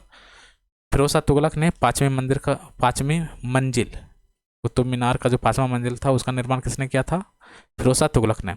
भारत का प्रथम मकबरा जो शुद्ध इस्लामी शैली में निर्मित हुआ, तो बलबन का मकबरा शुद्ध इस्लामी शैली में निर्मित होने वाला प्रथम मकबरा है। ये काफ़ी इंपॉर्टेंट क्वेश्चन है। भारत में का जो प्रथम मकबरा है शुद्ध इस्लामी शैली से निर्मित होने वाला, वो बलबन का मकबरा है। स्थापत्य एवं नगरों के निर्माण का सही कालक्रम है। कुतुब मीनार सबसे पहले, फिर तुगलकाबाद, लोधी गार्डन, फिरोजपुर सिकरी, फतेहपुर सिकरी, ठीक है। देखिए ये वंश के हिसाब से भी आप इसको सजा सकते हैं। कुतुब मीनार, गुलाम वंश, तुगलक वंश उसके बाद आता है, फिर आता है लोधी वंश, उसके बाद फतेहपुर सिकरी, ठीक है। आगे देखते हैं। कीर्ति स्तंभ प्रशस्ति के रचयिता थे अभिकवि। कीर्ति स्तंभ प्रशस्ति के रचयिता कौन है? अभिकवि। चित्तौर का कीर्ति स्तंभ निर्मित हुआ था राणा कुंभा के शासनकाल में। चित्तौर का कीर्ति स्तंभ किसके समय में निर्मित हुआ? राणा कुंभा के शासनकाल में। सुमेलित करना है, स्थल और स्थापत्य दिया हुआ है। कुब्बत अल इस्लाम, कुब्बत अल इस्लाम कहाँ मिलेगा? दिल्ली में। जौनपुर अटाला मस्जिद, अटाला मस्जिद में, अटाला मस्जिद कहाँ है? जौनपुर में है। जहाज महल मिलेगा मालवा, और मालवा मांडू में जहाज महल मिलेगा। अटाला मस्जिद जौनपुर, कुतुबुल इस्लाम दिल्ली, और गुलबर्गा में जामा मस्जिद। फिर वास्तुशैली और संबंध राजवंश दिया हुआ है। तो मेहराब के निचली सतह पर कमल कीर्ति की झालर, कमल कीर्ति की झालर, मेहराब जो होते हैं, मेहराब के नीचे कमल कीर्ति का झालर, ये किसके समय में मिल जाएगा? खिलजी के समय में मिल जाएगा। अष्टभुजीय मकबरे का उदय तुगलक के समय में होता है। अष्टभुजीय मकबरे का उदय तुगलक के समय में होता है। स्तंभों में बोधि गोई का प्रयोग होता है विजयनगर में। स्तंभों में बोधि गोई का प्रयोग विजयनगर साम्राज्य करता है। झुकी हुई दीवारों के साथ विशाल मुख्य द्वार सरकी का है। सरकी सरकता हुआ मीनार आपको दिख जाएगा, झुका हुआ दीवार के साथ मुख्य द्वार आपको कहाँ मिलेगा? सरकी राजवंश में, ठीक है। आगे देखते हैं। दिल्ली सल्तनत साहित्य, किताबुल हिंद के रचयिता कौन है? अलबरूनी है। तृतीय हिंद अमीर खुसरो का जन्म कहाँ हुआ था? कासगंज के पटियाली में। स्वयं को हिंदुस्तान का तोता किसने कहा? अमीर खुसरो ने। अमीर खुसरो ने अग्रगामी की भूमिका निभाई खड़ी बोली के विकास में। दिल्ली के 7 सुल्तानों का शासनकाल देखा था अमीर खुसरो एवं शेख निजामुद्दीन औलिया ने। दिल्ली के 7 सुल्तानों का शासन देखा था। प्रसिद्ध कवि अमीर खुसरो दरबार में रहे किसके? अलाउद्दीन खिलजी के दरबार में रहे थे अमीर खुसरो। अमीर खुसरो एक है कवि, इतिहासकार और संगीतज्ञ। नई फारसी काव्य शैली, सबक के हिंदी और हिंदुस्तानी शैली का जन्मदाता किसको माना जाता है? अमीर खुसरो को। सबक ए हिंदी या हिंदुस्तानी शैली के जन्मदाता अमीर खुसरो को माना जाता है। अमीर खुसरो मलिक मोहम्मद जायसी, कबीर तथा अब्दुल रहीम खान खाना में से हुआ है, जिसे हिंदी खड़ी बोली का जनक माना जाता है अमीर खुसरो। हिंदी और फारसी दोनों भाषाओं का विद्वान कौन था? अमीर खुसरो। आगे देखते हैं सही कथन। हिंदू देवी देवताओं तथा मुस्लिम संतों की प्रशंसा में रचित गीतों का संग्रह किताब नौरस इब्राहिम आदिल शाह द्वितीय द्वारा लिखा गया था। भारत में कव्वाली से जाने जाने वाला संगीत शैली के प्रारंभिक रूप में आरंभकर्ता अमीर खुसरो थे। फिर से इस स्टेटमेंट को पढ़ते हैं। हिंदू देवी देवताओं तथा मुस्लिम संतों की प्रशंसा में रचित गीतों का संग्रह किताब नौरस किसका है? किताब नौरस इब्राहिम आदिल शाह का है। भारत में कव्वाली से जाने जाने वाला संगीत शैली का प्रारंभिक रूप के आरंभकर्ता अमीर खुसरो। कव्वाली का जनक किसको माना जाता है? अमीर खुसरो को। तबकात नासरी का लेखक कौन है? मिनाज उस सिराज। तबकात नासरी का लेखक कौन है? मिनाज उस सिराज। अरबी, फारसी, तुर्की, उर्दू भाषाओं में से वह भाषा जिसे दिल्ली सुल्तानों ने संरक्षण प्रदान किया, यह फारसी।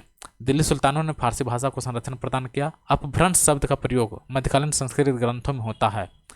अपभ्रंश शब्द का प्रयोग मध्यकालीन संस्कृत ग्रंथों में होता था, कुछ आधुनिक भारतीय भाषाओं के आरंभिक रूपों को इंगित करने के लिए। अपभ्रंश शब्द का प्रयोग मध्यकालीन संस्कृत ग्रंथों में होता था, कुछ आधुनिक भारतीय भाषाओं के आरंभिक रूपों को इंगित करने के लिए। सूची 1 को सूची 2 से मिलाना है। जियाउद्दीन बर्नी की पुस्तक है तारीख फिरोज शाही। तारीख फिरोज शाही किसकी पुस्तक है? फिरोज शाही, तारीख फिरोज शाही जियाउद्दीन बर्नी की। FB याद कर लीजिए, फेसबुक फिरोज शाही बर्नी FB, ठीक है, FB फिरोज शाही। तारीख फिरोज शाही किसकी है? बर्नी की लेखक है, बर्नी की लेखनी है तारीख फिरोज शाही। हसन निजामी, हसन निजामी ताजुल नासिर लिखा है। ताजुल नासिर की रचना किसने किया? हसन निजामी ने किया। तबकात नासरी, तबकात नासरी मिनाजुस सिराज ने लिखा है। तबकात नासरी किसने लिखा है? मिनाजुस सिराज ने, मिनाजुस सिराज ने तबकात नासरी। तारीख मुबारक शाही, ये अहिया बिन अहमद का है। तारीख मुबारक शाही अहिया बिन अहमद का है, काफ़ी इंपॉर्टेंट है, इसे फिर से देख लेते हैं एक बार। तारीख फिरोज शाही FB हो गया बर्नी। ताजुल नासिर हसन निजामी, तबकात नासरी मिनाजुस सिराज और तारीख मुबारक शाही यहिया बिन अहमद। आगे देखते हैं, सुमेलित करना है। तारीख हिंद अलबरूनी का है। तारीख दिल्ली खुसरो का है। इब्न बतूता रहला, रहला किसने लिखा है? इब्न बतूता ने। और तबकात नासरी मिनहाज का है। तारीख हिंद अलबरूनी, तारीख दिल्ली खुसरो, रहला इब्न बतूता, तबकात नासरी मिनहाज। वीणा, ढोलक, सरंगी, सितार में से वह संगीत वाद्य जिसे हिंदू मुस्लिम गान वाद्यों का श्रेष्ठ मिश्रण माना गया है, तो सितार को। संगीत यंत्र तबला का प्रचलन किया था अमीर खुसरो ने। जयचंद्र गढ़वाल, पृथ्वीराज चौहान, राणा कुंभा, मानसिंह में से वह राजपूत राजा जो संगीत पर एक पुस्तक के लेखक के रूप में जाना जाता है, तो राणा कुंभा संगीत पर एक पुस्तक लिखे थे, राणा कुंभा। आगे देखते हैं राणा कुंभा संगीत राज, इनके ग्रंथ का नाम क्या है? राणा कुंभा के ग्रंथ का नाम संगीत राज है। रामचंद्रिका काशीनाथ शास्त्री अप्पातुभाषी ने लिखा है। रामचंद्रिका काशीनाथ शास्त्री ने लिखा था। रागमाला किसने लिखा? पुंडारिक विट्ठल ने। रागमाला किसने लिखा? पुंडारिक विट्ठल ने। और राग कल्पद्रुम ये कृष्णनंदन व्यास का है। फिर से पढ़ते हैं, संगीत राज जो है वो राणा कुंभा का लिखा हुआ है। रामचंद्रिका काशीनाथ शास्त्री का है। रागमाला पुंडरीक विट्ठल का है। राग कल्पद्रुम कृष्णनंदन व्यास का है। दिल्ली का वह सुल्तान जिसने अपना स्मरण लिखा था, फिरोज शाह तुगलक ने अपना स्मरण लिखा है। दिल्ली सल्तनत विविध है। भारत में पोलो खेलों का प्रचलन किया था तुर्कों ने। आपको याद होगा कुतुबुद्दीन ऐबक पोलो खेलते हुए घोड़ा पर से गिर गया था। सूची 1 को सूची 2 से मिलाना है। फिरोज तुगलक नहरों का निर्माण करता है। बलबन नौरोज प्रथा लाता है, ये एक ईरानी त्यौहार है नौरोज। दीवाने रियासत की स्थापना करता है कौन? अलाउद्दीन। अरसठवां शुरू आता है जहांगीर के समय में। यात्रियों को पधारने का सही कलम अल्लाबुरीन महमूद गजनवी के समय में आता है। इब्न बतूता MBT के समय में आता है। ट्रेवनियर, उसके बाद मनुची, इस तरह से है। ट्रेवनियर एक फ्रांसीसी यात्री है और शाहजहां के समय में आता है। ट्रेवनियर कब आता है? शाहजहां के समय में आता है। और मनुची जो है एक इतालवी यात्री है और ये औरंगजेब के समय में भारत आता है। ट्रेवनियर शाहजहां के समय में भारत आता है और मनुची एक इतालवी यात्री है और औरंगजेब के समय में भारत आता है।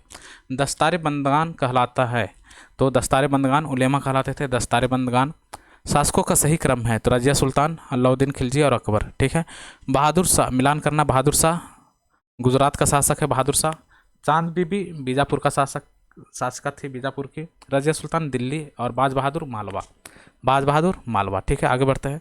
घटनाओं का सही क्रम है, कुतुब मीनार का निर्माण, ठीक है, फिरोज शाह तुगलक की मृत्यु, पुर्तगालियों का भारत आगमन 1498 ईस्वी में, और कृष्णदेवराय का शासन। ठीक है, कुतुब मीनार का निर्माण सबसे पहले, फिर फिरोज शाह तुगलक की मृत्यु, पुर्तगालियों का भारत आगमन, उसके बाद कृष्णदेवराय का शासन।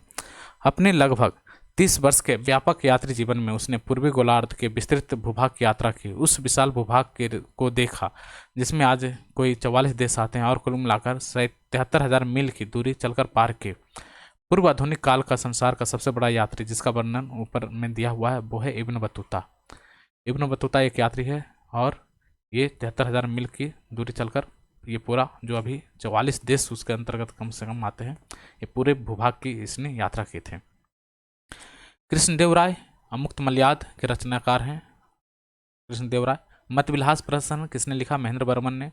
सम्रांगधार सूत्र भोजदेव का है, और मनोसोल्लास सोमेश्वर का है। ये काफ़ी इंपॉर्टेंट है, इसे एक बार फिर से पढ़ते हैं। अमुक्त मलयाद जो रचना है वो कृष्णदेव राय का है। मतविलास प्रहसन महेंद्र देव बर्मन का है। सम्रांगधर सूत्र ये सोमदेव का है, भोजदेव का है। सम्रांगधर सूत्र भोजदेव का है, और मानसोल्लास ये सोमेश्वर का है। सती प्रथा, बाल विवाह तथा जौहर प्रथा में से हुआ प्रथा जिसकी शुरुआत राजपूतों के समय में हुई, तो जौहर प्रथा की शुरुआत राजपूतों के समय में हुई। मलाधर बसु, हेमचंद्र सूर्य, पार्थशास्त्री तथा सायन जैसे मध्यकालीन विद्वान लेखकों में से जो जैन धर्म का अनुयायी था, तो हेमचंद्र सूर्य जैन धर्म का अनुयायी था। आगे बढ़ते हैं। प्लासी का युद्ध, मिलान करना है। प्लासी का युद्ध 1757 ईस्वी में होता है। कलिंग युद्ध 261 ईस्वी पूर्व में होता है, ईसा पूर्व में 261 ईसा पूर्व में होता है, और प्लासी का युद्ध 1757 में होता है। हल्दी घाटी 1576 में, उत्तरायण का युद्ध 1192 ईस्वी में। सूची 1 को सूची 2 से मिलाना है। अकबर आइन ए दहसाला अकबर का लेखन है। प्रतीक मुद्रा किसने प्रचलित किया था? मोहम्मद बिन तुगलक ने। चहलगानी अमीर इल्तुतमिश का है। और सड़क ए आजम शेरशाह को कहा जाता है। सड़क ए आजम, इसने ग्रैंड ट्रंक रोड की मरम्मत करवाई थी। ग्रैंड ट्रंक रोड का निर्माण किसने करवाया था? अशोक ने करवाया था। और इसकी मरम्मत किसने करवाया था? शेरशाह सूरी ने। आगे बढ़ते हैं। उत्तर भारत एवं दक्कन के प्रांतीय राजवंश। जौनपुर नगर स्थापित किया था मोहम्मद बिन तुगलक की स्मृति में। जौनपुर, जौना खां नाम था किसका? मोहम्मद बिन तुगलक का। तो उसी की याद में फिरोज शाह तुगलक ने जौनपुर नगर की स्थापना किया था। फिरोज शाह तुगलक ने स्थापना किया था जौनपुर नगर का। सरकी सुल्तानों के शासन काल में पूर्व का सिराज कहा जाता था जौनपुर को। कश्मीर का शासक कश्मीर का अकबर का नाम से जाना जाता है जैनुल आबदीन मोहम्मद बिन तुगलक, हुसैन शाह सरकी तथा अकबर में से वह शासक जिसने सर्वप्रथम जजिया कर समाप्त किया था। तो जैनुल आबदीन ने जजिया कर समाप्त किया था। सर्वप्रथम जजिया कर किसने समाप्त किया था? जैनुल आबदीन ने। जैनुल आबदीन द्वारा पूरी की गई कश्मीर की जामा मस्जिद की प्रभावकारी विशेषता में शामिल है बुर्ज, बौद्ध पैगोड़ा से समान और फारसी शैली। जैनुल आबदीन द्वारा पूरी की गई कश्मीर की जामा मस्जिद की प्रभावकारी विशेषता में क्या है? वहाँ पे आपको बुर्ज मिल जाएगा, बौद्ध पैगोड़ा से संबंधित आपको संरचना मिल जाएगी, और फारसी शैली वहाँ पे मिल जाएगा। मुनि सुंदर सूरी, नाथा, टिल्ला भट्ट तथा मुनि जिन विजय सूरी में से वह विद्वान जो कुंभा के दरबार में नहीं था। तो विजय सूरी कुंभा के दरबार में नहीं था। मुना सुंदर सूरी था, नाथा था, टिल्ला भट्ट था। विजय सूरी कुंभा के दरबार में नहीं था। मध्यकालीन भारतीय राज और वर्तमान क्षेत्र, इसको मिलाना है। चंपक, चंबा हिमालय, दुर्गर जम्मू कश्मीर, जम्मू दुर्गर। कुल्लुत कहाँ? कुल्लू ये नाम था उस समय का। बहमनी राज की स्थापना की थी अलाउद्दीन हसन ने। बहमनी राज की स्थापना किसने किया था? अलाउद्दीन हसन ने। बहमनी राज स्थापित हुई थी 1347 ईस्वी में। बहमनी राज कब स्थापित हुई थी? 1347 ईस्वी में। बहमनी राज की प्रथम राजधानी गुलबर्ग थी। बहमनी राज की प्रथम राजधानी गुलबर्ग थी। सूची 1 को सूची 2 से मिलाना है। आदिल शाह बीजापुर, कुतुब शाही गोलकुंडा, निजाम शाही अहमदनगर, सरकी शाही जौनपुर। फिर से पढ़ते हैं। आदिल शाही बीजापुर, कुतुब शाही गोलकुंडा, निजाम शाही अहमदनगर और सरकी शाही जौनपुर। मुस्लिम शासकों में से हुआ है जिससे उसकी धर्मनिरपेक्षता में आस्था के कारण उसकी मुस्लिम प्रजा जगत गुरु कहकर पुकारती थी। तो इब्राहिम आदिल शाह को जगत गुरु कहकर पुकारा जाता था। इब्राहिम आदिल शाह, ये क्वेश्चन में कई बार पूछा गया है, इसको ध्यान रखिएगा। उसके सेकुलरिज्म के आस्था के कारण उसे जगत गुरु कहा गया था, इब्राहिम आदिल शाह को। अहमदनगर के निजाम शाही वंश का अंत हुआ। अहमदनगर के निजाम शाही वंश का अंत हुआ। अहमदनगर को मुगल साम्राज्य में मिलाकर हुसैन शाह को आजीवन कारावास दिया गया। हुसैन शाह को आजीवन कारावास दिया गया और अहमदनगर को मुगल साम्राज्य में मिला लिया गया। बाज बहादुर मालवा का शासक है। कुतुब शाह गोलकुंडा का। गुजरात का शासक है मुजफ्फर शाह। और यूसुफ आदिल शाह बीजापुर का शासक है। गोलकुंडा का वर्तमान नाम क्या है? हैदराबाद। काकटिये वारंगल। काकटिये जो राजा हैं कहाँ मिलेंगे? वारंगल में। होयसल द्वार समुद्र। यादव देवगिरी। पांडे मदुरा। फिर से पढ़ते हैं, काकटिये वारंगल, होयसल द्वार समुद्र, यादव देवगिरी, पांडे मदुरा। द्वार समुद्र राजधानी थी होयसल राजवंश की। द्वार समुद्र किसकी राजधानी थी? होयसल राजवंश की। होयसल स्मारक पाए जाते हैं हॉलीवुड और वेलूर में। होयसल स्मारक कहाँ मिल जाएंगे? हॉलीवुड और वेलूर में। सॉरी, हलेविड बोलते हैं, हलेविड और वेलूर में होयसल स्मारक। होयसलों की प्राचीन राजधानी द्वार समुद्र का वर्तमान नाम क्या है? हेलेविड। द्वार समुद्र की राजधानी हेलेविड है, वर्तमान नाम। वह स्मारक जिसमें वह गुंबद है जो संसार का विशालतम गुंबदों में से एक है, तो बीजापुर का गोल गुंबद। स्मारक और शासक, दोहरा गुंबद कहाँ मिलेगा? सिकंदर लोदी का जो स्मारक है वो दोहरा गुंबद है। शेरशाह का स्मारक अष्टभुजीय है। शेरशाह का मकबरा जो आपको सासाराम में मिल जाएगा वो क्या है? अष्टभुजीय मकबरा है। सत्य मेहराबिया मकबरा, बलवन का जो मकबरा है वो सत्य मेहराबिया मकबरा है। और मोहम्मद आदिल शाह गोल गुंबद मोहम्मद आदिल शाह गोल गुंबद जो बीजापुर में है वहाँ पर आदिल शाह का स्मारक है। सत्य मेहराबिया बलवन का है। अष्टभुजीय शेरशाह का है और गोहरा गुंबद सिकंदर लोदी का है। गुजरी महल बनवाया था मान सिंह ने। दक्षिण भारत के पोलिगर थे तो क्षेत्रीय प्रशासकीय और सैन्य नियंत्रक। दक्षिण भारत के पोलिगर कौन थे? क्षेत्रीय प्रशासकीय और सैन्य नियंत्रक थे। आगे देखते हैं भक्ति और सूफी आंदोलन। भक्ति आंदोलन का प्रारंभ किया था अलवार संतों ने। अलवार जो वैष्णव थे और नैनार जो शैव थे। तो भक्ति आंदोलन का प्रारंभ किसने किया था? अलवार संतों ने। भक्ति संस्कृत का भारत में पुनर्जन्म हुआ 15वीं और 16वीं ईस्वी में। 15वीं 16वीं ईस्वी में भारत में भक्ति संस्कृति का पुनर्जन्म होता है। बुद्ध और मीराबाई के जीवन दर्शन का मुख्य साम्य क्या है? संसार दुखपूर्ण है। बुद्ध भी बोलते हैं संसार दुख में है, मीरा भी बोलती है संसार दुख में है। कोई व्यक्ति किसी व्यक्ति से उसका धर्म संप्रदाय या जाति ना पूछे, यह कथन किसका है? रामानंद से। कोई भी व्यक्ति किसी व्यक्ति से उसका धर्म संप्रदाय या जाति ना पूछे, यह कथन है रामानंद का। सभी भक्ति संतों के मध्य एक समान विशेषता थी कि उन्होंने अपनी वाणी को उसी भाषा में लिखा जिससे उनके भक्त समझते थे। सभी भक्ति जो संत थे वो अपनी जो वाणी है उसी भाषा में लिखा करते थे जैसे उसके भक्त समझते थे। ठीक है, तभी तो भक्ति आंदोलन का काफ़ी प्रचार हो पाया, क्योंकि वो समझने युक्त भाषाओं का इस्तेमाल किया जा रहा था।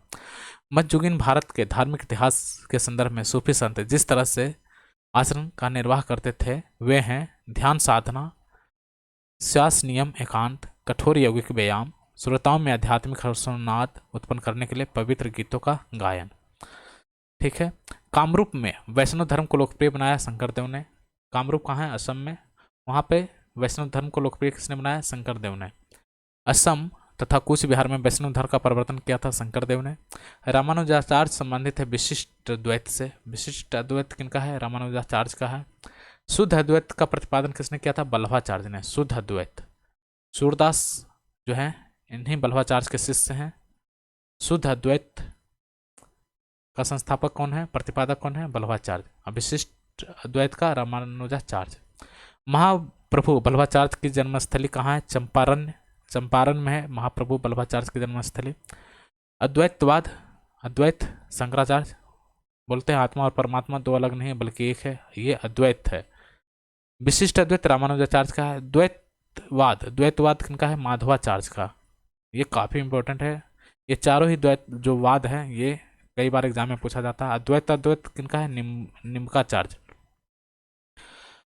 द्वैतवाद शंकराचार्य का है, विशिष्ट अद्वैत रामानुज का है, द्वैतवाद माधवाचार्य का है, द्वैताद्वैत द्वैत और अद्वैत दोनों ये किनका है, निम्बार्काचार्य का। ऐसे याद कीजिए कि नींबू डाल देने के बाद द्वैत अद्वैत हो जाता है, मतलब फट जा रहा है तो द्वैत भी हो जाता है और अद्वैत हो जाता है।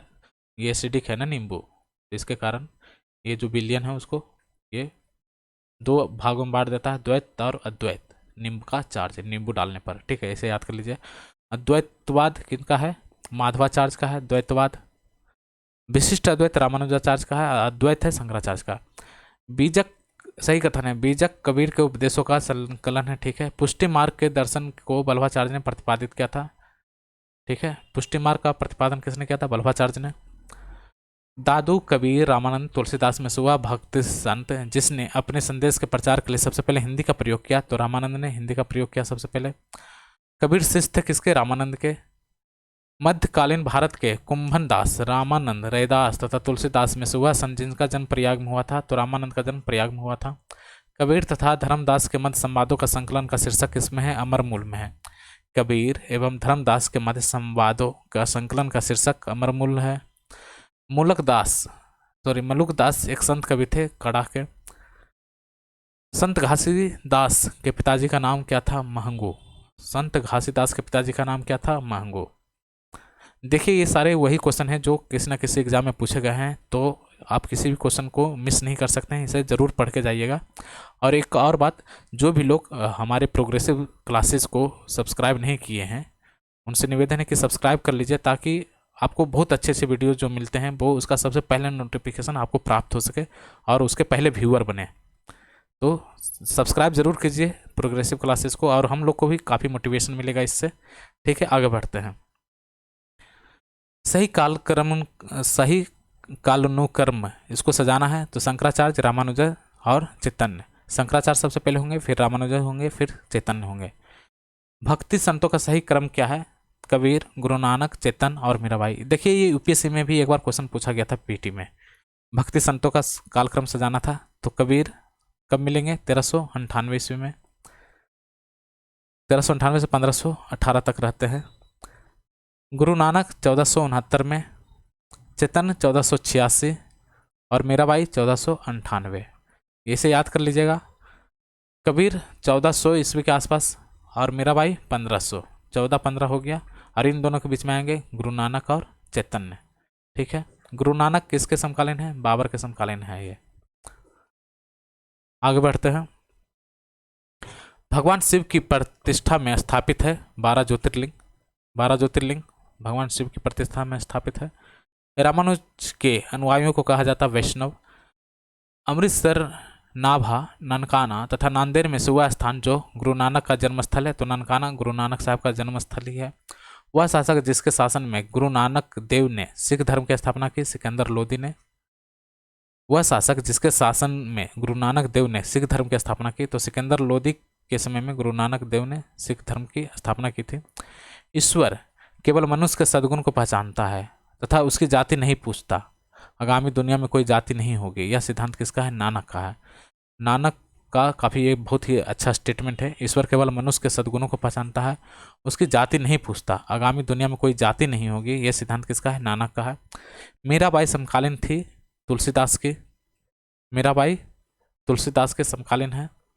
आपको ये कब मिल जाएंगे, अकबर के समय में। प्रसिद्ध भक्त कवित्री मीरा के पति का नाम क्या था, राजकुमार भोजराज। राग गोविंद के रचनाकार कौन है, राग गोविंद के रचनाकार मीराबाई हैं। दिए गए संतों का सही कालक्रम दिखाना है, तो नामदेव, कबीर, नानक और मीराबाई। नामदेव जो हैं कबीर से भी पहले होते हैं, नामदेव, फिर कबीर 1398 में, फिर नानक हो जाते हैं और मीराबाई हो जाती हैं। चैतन्य, मीराबाई, नामदेव तथा बल्लभाचार्य में से हुआ जो इस्लाम से प्रभावित था, तो नामदेव इस्लाम से प्रभावित थे। वह जो उस समय का उपदेश देता था जब लोधी वंश का पतन हुआ तथा बाबर से तरूर हुआ, गुरु नानक। आगे बढ़ते हैं, सुमेलित करना है। नामदेव एक दर्जी हैं, कबीर जुलाहा हैं, रविदास मोची हैं और सेना नाई है। चैतन्य महाप्रभु संबंध है वैष्णव संप्रदाय से। तुलसीदास समकालीन है अकबर तथा जहांगीर के। रामचरितमानस नामक ग्रंथ के रचनेताकार कौन है, तुलसीदास। गीतावली, कवितावली, विनय पत्रिका और साहित्य रत्न में से वह रचना जो संत तुलसीदास की नहीं है। तो साहित्य रत्न जो है तुलसीदास की नहीं है। गीतावली है, कवितावली है, विनय पत्रिका ये तुलसीदास की रचना है। बरकरी संप्रदाय का संत कौन है? नामदेव। नामदेव बरकरी संप्रदाय से संबंधित है। भक्त तुकाराम जिस मुगल सम्राट के समकालीन थे वह है जहांगीर। नागार्जुन, तुकाराम, त्यागराज तथा वल्लभाचार्य में से हुआ है जो भक्ति आंदोलन का प्रस्तावक नहीं है। तो नागार्जुन जो है भक्ति मार्ग के प्रस्तावक नहीं है। तुकाराम आपको भक्ति में मिल जाएंगे, त्यागराज और वल्लभाचार्य। भारत में चिश्तिया संप्रदाय का प्रथम सूफी संत कौन है? शेख मोहिउद्दीन चिश्ती। शेख मोहिउद्दीन चिश्ती जो है चिश्तिया संप्रदाय के प्रथम सूफी संत है। शेख मोहिउद्दीन चिश्ती, शेख कुतुबुद्दीन बख्तियार काकी, शेख निजामुद्दीन औलिया तथा शेख सलीम सूफी संतों में से हुआ है जो सर्वप्रथम अजमेर में बस गए। तो शेख मोहिउद्दीन चिश्ती अजमेर में बस गए और चिश्ती अजमेर दरबार जो है चिश्ती का ही है। शेख मोहिउद्दीन, शेख जियाउद्दीन अबलू जीवा, ख्वाजा अबू अब्दाल एवं ख्वाजा बहाउद्दीन में से हुआ जो सूफीवाद की चिश्तिया शाखा के संस्थापक हैं। तो सूफीवाद के चिश्तिया शाखा के संस्थापक कौन है? ख्वाजा अबू अब्दाल। ख्वाजा मोहिउद्दीन चिश्ती शिष्य थे किसका? ख्वाजा उस्मान हरूनी का। हरूनी के शिष्य कौन है? चिश्ती। हरूनी के शिष्य कौन है? चिश्ती। अजमेर में ख्वाजा मोहिउद्दीन चिश्ती की दरगाह पर नजर भेंट भेजने वाला प्रथम मराठा सरदार कौन है? राजा साहू। शिवाजी के पोता जो हैं साहू, वो चिश्ती दरबार में भेंट भेजने वाले प्रथम मराठा सरदार थे। शेख निजामुद्दीन औलिया शिष्य थे किसके? बाबा फरीद के। शेख निजामुद्दीन औलिया किसके शिष्य हैं? बाबा फरीद के। शेख निजामुद्दीन औलिया की दरगाह स्थित है दिल्ली में। कथन और कारण दिया हुआ, भारत में सूफियों के चिश्ती धर्म संघ के प्रवर्तक और सर्वप्रमुख व्यक्ति ख्वाजा निजामुद्दीन चिश्ती हैं। ये सही है। भारत में सूफियों के चिश्ती धर्म संघ के पहला कौन है? शेख ख्वाजा मोहिउद्दीन चिश्ती। कारण चिश्ती धर्म संघ ने अपना नाम अजमेर में स्थित ग्राम चिश्त से लिया था, ये गलत स्टेटमेंट है। वह सूफी संत जिसकी मान्यता थी कि भक्ति संगीत के ईश्वर के निकट पहुंचने का एक साधन है। तो मोहिउद्दीन चिश्ती बोलते थे जो भक्ति संगीत है वो ईश्वर के निकट पहुंचने का एक साधन है। ख्वाजा कुतुबुद्दीन बख्तियार काकी, शेख अब्दुल जिलानी, शेख मोहिउद्दीन तथा शेख निजामुद्दीन औलिया में से हुआ है जो चिश्ती सिलसिले से संबंधित नहीं है। चिश्ती सिलसिले से संबंध नहीं है कौन? शेख अब्दुल जिलानी। ठीक है। भारत का सादी कहा जाता है अमीर हसन को। भारत का सादी कहा जाता है अमीर हसन को भारत का सादी कहा जाता है। जलालुद्दीन खिलजी, अलाउद्दीन खिलजी, गयासुद्दीन तुगलक तथा मोहम्मद बिन तुगलक में से हुआ सुल्तान जिससे निजामुद्दीन औलिया ने भेंट करने से इनकार कर दिया था। तो अलाउद्दीन खिलजी से निजामुद्दीन औलिया ने भेंट करने से इनकार कर दिया था। अलाउद्दीन खिलजी से। वह सूफी संत जो महबूब इलाही कहलाता था। तो शेख निजामुद्दीन औलिया महबूब इलाही कहलाते थे। शेख फरीद का सर्वाधिक ख्याति लब्ध शिष्य जिसने दिल्ली के 7 सुल्तानों का शासन देखा था, निजामुद्दीन औलिया। निजामुद्दीन औलिया ने 7 सुल्तानों का शासन देखा था। शेख मोहिउद्दीन चिश्ती, कुतुबुद्दीन बख्तियार काकी, फरीदुद्दीन गज ए शंकर तथा शेख निजामुद्दीन औलिया में से वह सूफी संत जिसके विचारों को सिख धर्म के धर्म ग्रंथ आदि ग्रंथ में संकलित किया गया है। तो गज ए शक्कर का आदि ग्रंथ में आपको संकलन देखने को मिलेगा। फरीदुद्दीन बाबा फरीद जिनको बोलते हैं, बाबा फरीद गज ए शक्कर, इनकी जो सूफी संत के विचार हैं वो आपको आदि ग्रंथ में देखने को मिल जाएगा। प्रसिद्ध संत सलीम चिश्ती रहते थे फतेहपुर सीकरी में। संत सलीम चिश्ती कहाँ रहते थे? फतेहपुर सीकरी में। शेख उल हिंद की पदवी धारण की थी शेख सलीम चिश्ती ने। शेख उल हिंद की पदवी किसने धारण की थी? शेख सलीम चिश्ती ने। देखिए सलीम चिश्ती, आपको सलीम नाम याद आ रहा होगा, मुगल आजम में अकबर के पुत्र का नाम है सलीम जहांगीर। और अकबर जाता है कहाँ? शेख सलीम चिश्ती के दरबार में, तब उसे पुत्र रत्न की प्राप्ति होती है। इसी कारण उसने अपने पुत्र का नाम रखा सलीम, जो बाद में जहांगीर कहलाया। और ये फतेहपुर सीकरी बाद में राजधानी भी बनती है अकबर की। ठीक है। ख्वाजा मोहिउद्दीन चिश्ती चिश्तिया। शेख अहमद सरहिंदी नक्शबंदी। सरहिंदी कौन है? नक्शबंदी हैं, ये याद रखिएगा, कई बार एग्जाम में पूछा गया है। सरहिंदी नक्शबंदी है। दाराशिको कदरिया से संबंधित है। दाराशिको कदरिया से संबंधित है। शेख शहाबुद्दीन सुहारवर्दी है। शहाबुद्दीन कौन है? सुहारवर्दी है। दाराशिको कदरिया है। शेख अहमद सरहिंदी नक्शबंदी है। सरहिंदी क्या है? नक्शबंदी है। ठीक है। और चिश्ती चिश्तियाँ। ठीक है, आगे बढ़ते हैं। भारतीय इतिहास में सूफीवाद के संदर्भ में सही कथन है तो शेख अहमद सरहिंदी अकबर एवं जहांगीर के समकालीन था। शेख अहमद सरहिंदी अकबर एवं जहांगीर का समकालीन था, सही है। शेख नसीरुद्दीन चिराग दिल्ली शेख निजामुद्दीन औलिया का शिष्य था। चिराग दिल्ली निजामुद्दीन औलिया के शिष्य हैं। और अकबर शेख सलीम चिश्ती का समकालीन था, ये भी सही है। भारत में सूफियों की कादरी पद्धति सबसे पहले शेख नियामतुल्लाह और मखदूम मोहम्मद जिलानी द्वारा लागू की गई थी, ये भी स्टेटमेंट सही है। आगे बढ़ते हैं। रहीम निजामुद्दीन औलिया, मुहिद्दीन चिश्ती और रसखान में से वह जो सूफी थे, तो निजामुद्दीन औलिया और मुहिद्दीन चिश्ती सूफी थे, रसखान सूफी नहीं थे।